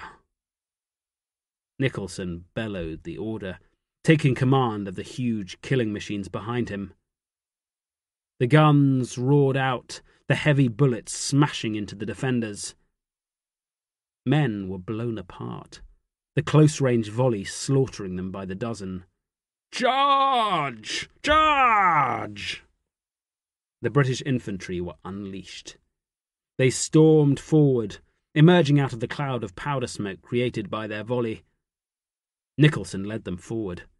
He ran hard, careless of the danger, setting the example to his men as if he were a company commander and not a brigadier general in charge of a small army. The British soldiers cheered as they charged. The roar had been saved for this moment, and it clearly terrified the battered defenders. Barely a dozen still stood at the wall. The rest had already turned to run, the sight of their slaughtered comrades and the snarling faces behind the British steel sapping their courage. Jack urged his horse into a trot to keep pace with the 61st's colour party as it stormed forward. He searched the line for an opportunity to join the fight, but everywhere he looked, the enemy ranks were already broken. The leading men of the 61st were at the wall, some thrusting their bayonets through the embrasures made for the enemy cannon, whilst the rest swarmed up and over the obstacle, working together to get across the ancient stone wall, taking their bayonets against any sepoy foolish enough to stand his ground. Jack could see no place that needed his assistance, so he kept his weapons where they were and rode on. The sepoys were in full flight. The British line dissolved as the soldiers surged forward, eager to catch the enemy and ply their brutal trade. Officers ran or galloped with their men. It was a rare opportunity to fight, the skirmishes on the ridge little more than frustrating encounters against fleeting shadows that never pressed home the attack. Here was the chance for revenge, and the British battalions seized it with relish. Jack paused as he reached the wall of the serai. His mount was tiring, and he did not have the heart to force it to leap across, so he turned its head and let it pick its way through one of the huge gaps created by the British artillery. He did not curse the missed opportunity to prove his worth. There would be other occasions, other fights. Nicholson had not needed his assistance. The general was clearly the kind of officer who seized the initiative, placing himself in the greatest danger so that his men knew just what was expected of them. The contrast to Hodson could not have been more stark. He heard the roars of triumph as the infantry reached the far side of the serai. The enemy had offered little resistance and were now streaming away on the far side of the temporary encampment. The British ranks were already beginning to reform, preparing to charge front and carry the assault onto the enemy positions in the villages close to the serai. Jack was quite alone. He had reached the closest opening blown into the face of the serai, but his horse balked at treading on the torn corpses that littered the ground, so he turned its head around and made for another. He was in no rush. There was no fight for him to join, no place for his skills in the rout. He was the first to see the enemy column that advanced along the good ground on the banks of the swamp away to the west. Its ranks were packed, the sepoys' commander forced to press his men close together as they picked their way towards the serai, their path hemmed in on either side by marsh and bog. The enemy had seen the battle. There was little room for manoeuvre, but the best route available to the rebels' commander still brought his men into the rear of the British line. Even as Jack watched, the column increased its speed, the men pushing the pace as they sought to attack Nicholson's men from its most undefended quarter. Jack's mind raced as he watched the approach of the enemy column. He felt the first spark of fear deep in his gut. The British infantry were too busy preparing the next phase in their assault. There was no protection against the counterattack that was about to be unleashed against them. Chapter 33. Jack's horse stumbled as it galloped towards the British gun line. He was pushing it past the point of exhaustion, but he did not care. He kicked hard with his heels, drumming them into the beast's sides, careless of his cruelty, for he rode to save an army. "You!" Jack bellowed at the nearest gun team as he came close. He was ignored, his voice lost in the wind. His horse was struggling its gait little more than a lurch, but it had done enough. He dropped the reins and the animal stopped almost immediately. Jack had his feet out of the stirrups in moments. He threw himself to the ground and ran towards the battery of British cannon. "Man the guns!" His legs wobbled and threatened to give way as he compelled them to carry him forward. The hours slogging through mud and swamp had taken their toll, but he forced strength into them, the rush of fear building as he sensed the enemy column advancing and about to unleash its assault at any moment. "What the devil's going on?" A captain dressed in the uniform of the Bombay artillery strode forward. His men were busy cleaning their precious cannon, scouring away the residue of powder that would foul the barrels after they had been fired. They had not seen the danger. Jack did not have time for niceties. "Get your bloody guns turned round, now! Now look here, who the—" Jack strode past the officer, ignoring his protests. He made for the gun on the left of the line, the one closest to the enemy. "Turn that bloody thing round, then load with canister. Look lively now!" He snapped the orders at the sergeant in charge of the gun. The gunnery sergeant had served in the regiment for nearly 25 years. He was not a man easily cowed, yet he saw something in Jack's face that made him spring into action. "Come on, lads. You heard the officer. Look lively now. Enemy to the rear!"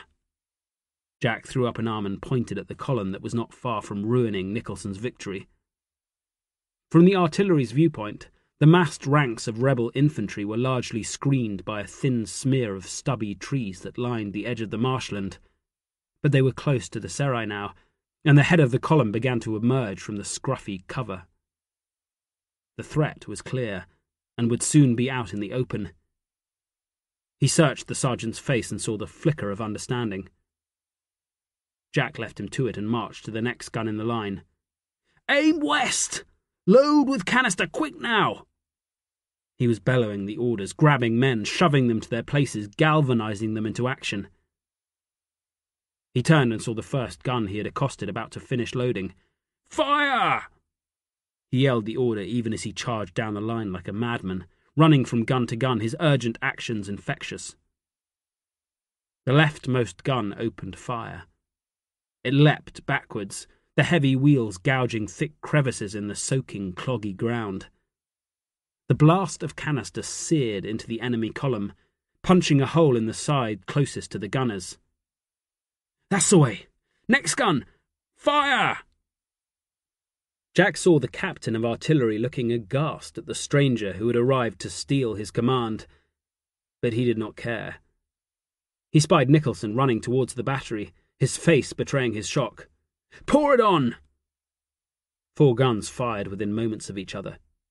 The air shook with violence and Jack's ears rang with the deafening sound of the battery warming to its task. The leading ranks of the mutineers' column had been butchered. Swathes of men had been cut down, the vicious storm of canister working a dreadful butchery on their bodies. There was nowhere for the rebels to go. The marsh and swamp hemmed them in on both sides, holding them in place. The British gunners were being given a choice target, and they would show no mercy. The guns were firing in quick succession now, pouring an almost constant fire into the stalled column.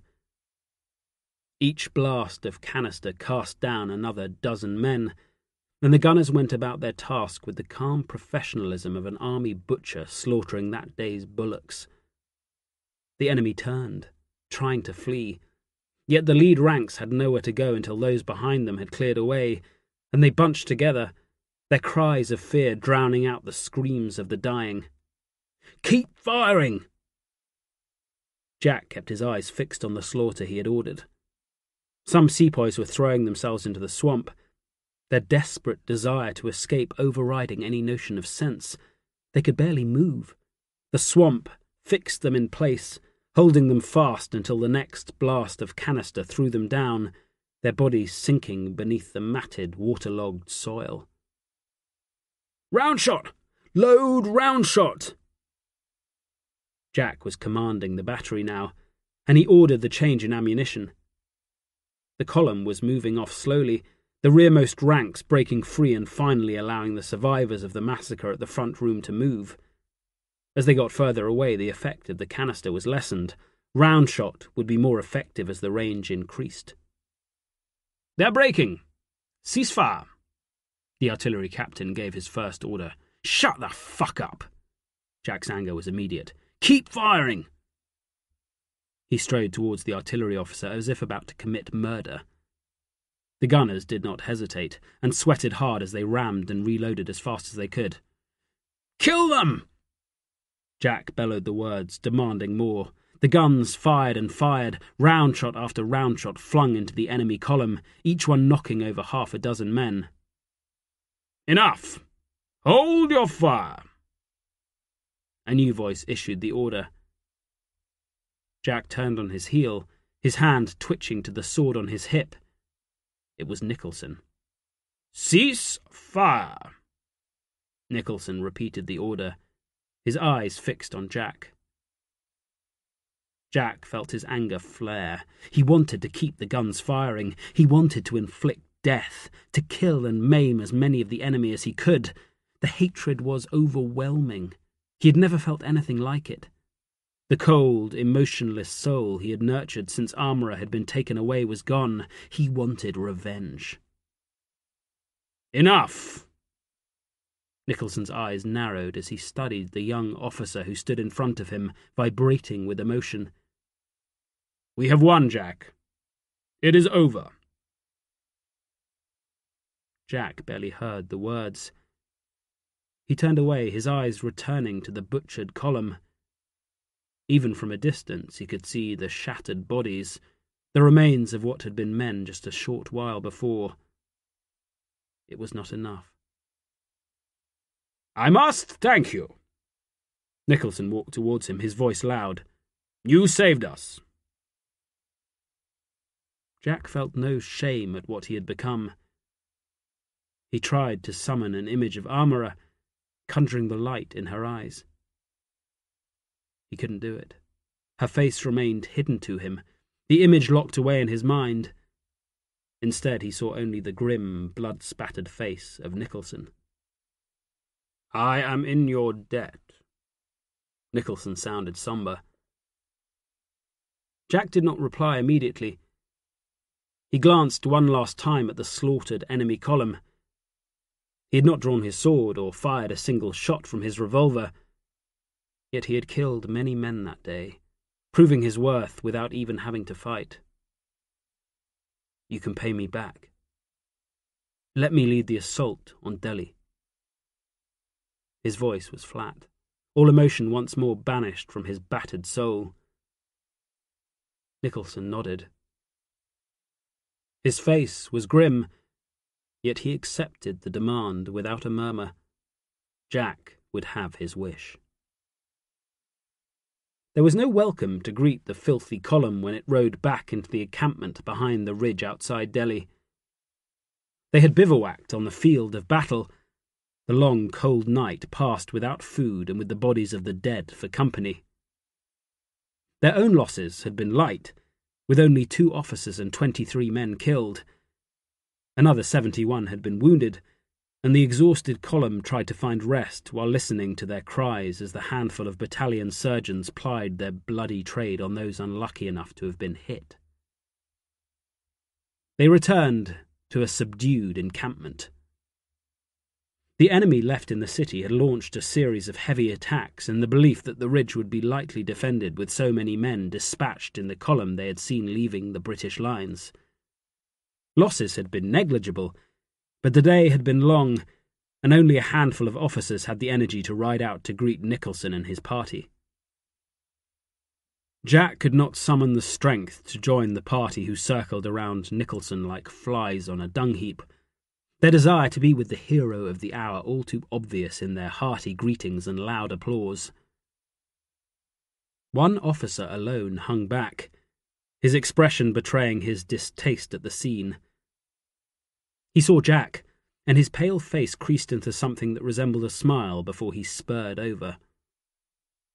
"You are quite the hero, Jack. I must offer you my congratulations." Jack walked his horse forward, thinking only of clearing the path for the men in the column, who trudged past their mounted officers without a flicker of interest, their only thought to reach the camp and fall out.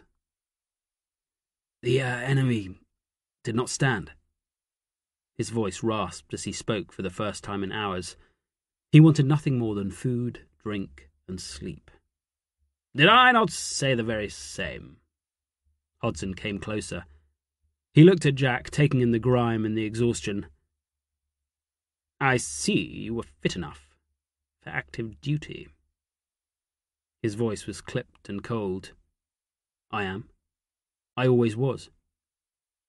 "Then perhaps it is time to rejoin my command. You are still wearing my uniform." "I have no other clothes." Hodson sniffed with clear distaste. His own uniform was immaculate. It was one of several he possessed. Jack had just the one. He wore the uniform of Hodson's horse out of need, not choice. "I shall raise the matter with Nicholson. If he desires it, then perhaps you can continue in his service. I do not think I have need for you any longer. I have managed very well without you." Jack grunted, amused by Hodson's tone. "Of course. You are the hero of Rotuk." Hodson's face displayed his pride. "I have heard that title applied to my name." He looked across at Nicholson, who was roaring with laughter and slapping the back of one of the crowd of officers that surrounded him. "Although it appears others will go to any lengths to try to match my exploits. I hope your dear friend the General is as happy when he hears the news." Jack sighed. He did not have the energy to waste on Hodson. "What news?" His reply was waspish. Hodson could not hide his smile. "Sir Henry Lawrence is dead. Nicholson will be quite distraught. Sir Henry was like a father to him." Jack could not be saddened by the loss of a man he did not know. He had witnessed at first hand just how these political officers ruled in the name of the Queen. He had seen little to recommend them.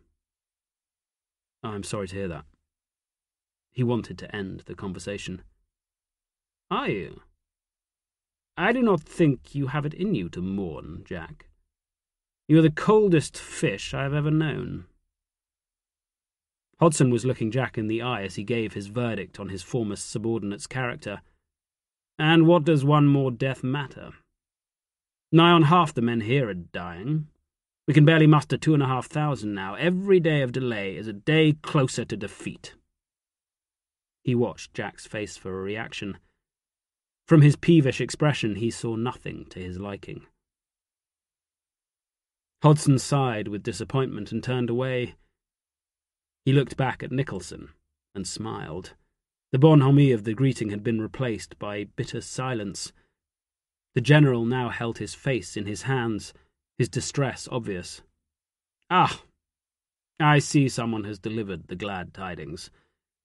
What a shame the heroic return has to be greeted in such a way." Hodson turned to face Jack one last time. "Be careful that you choose the right man. This matter of your service is not yet closed. I shall speak to Nicholson, then let you know of my decision."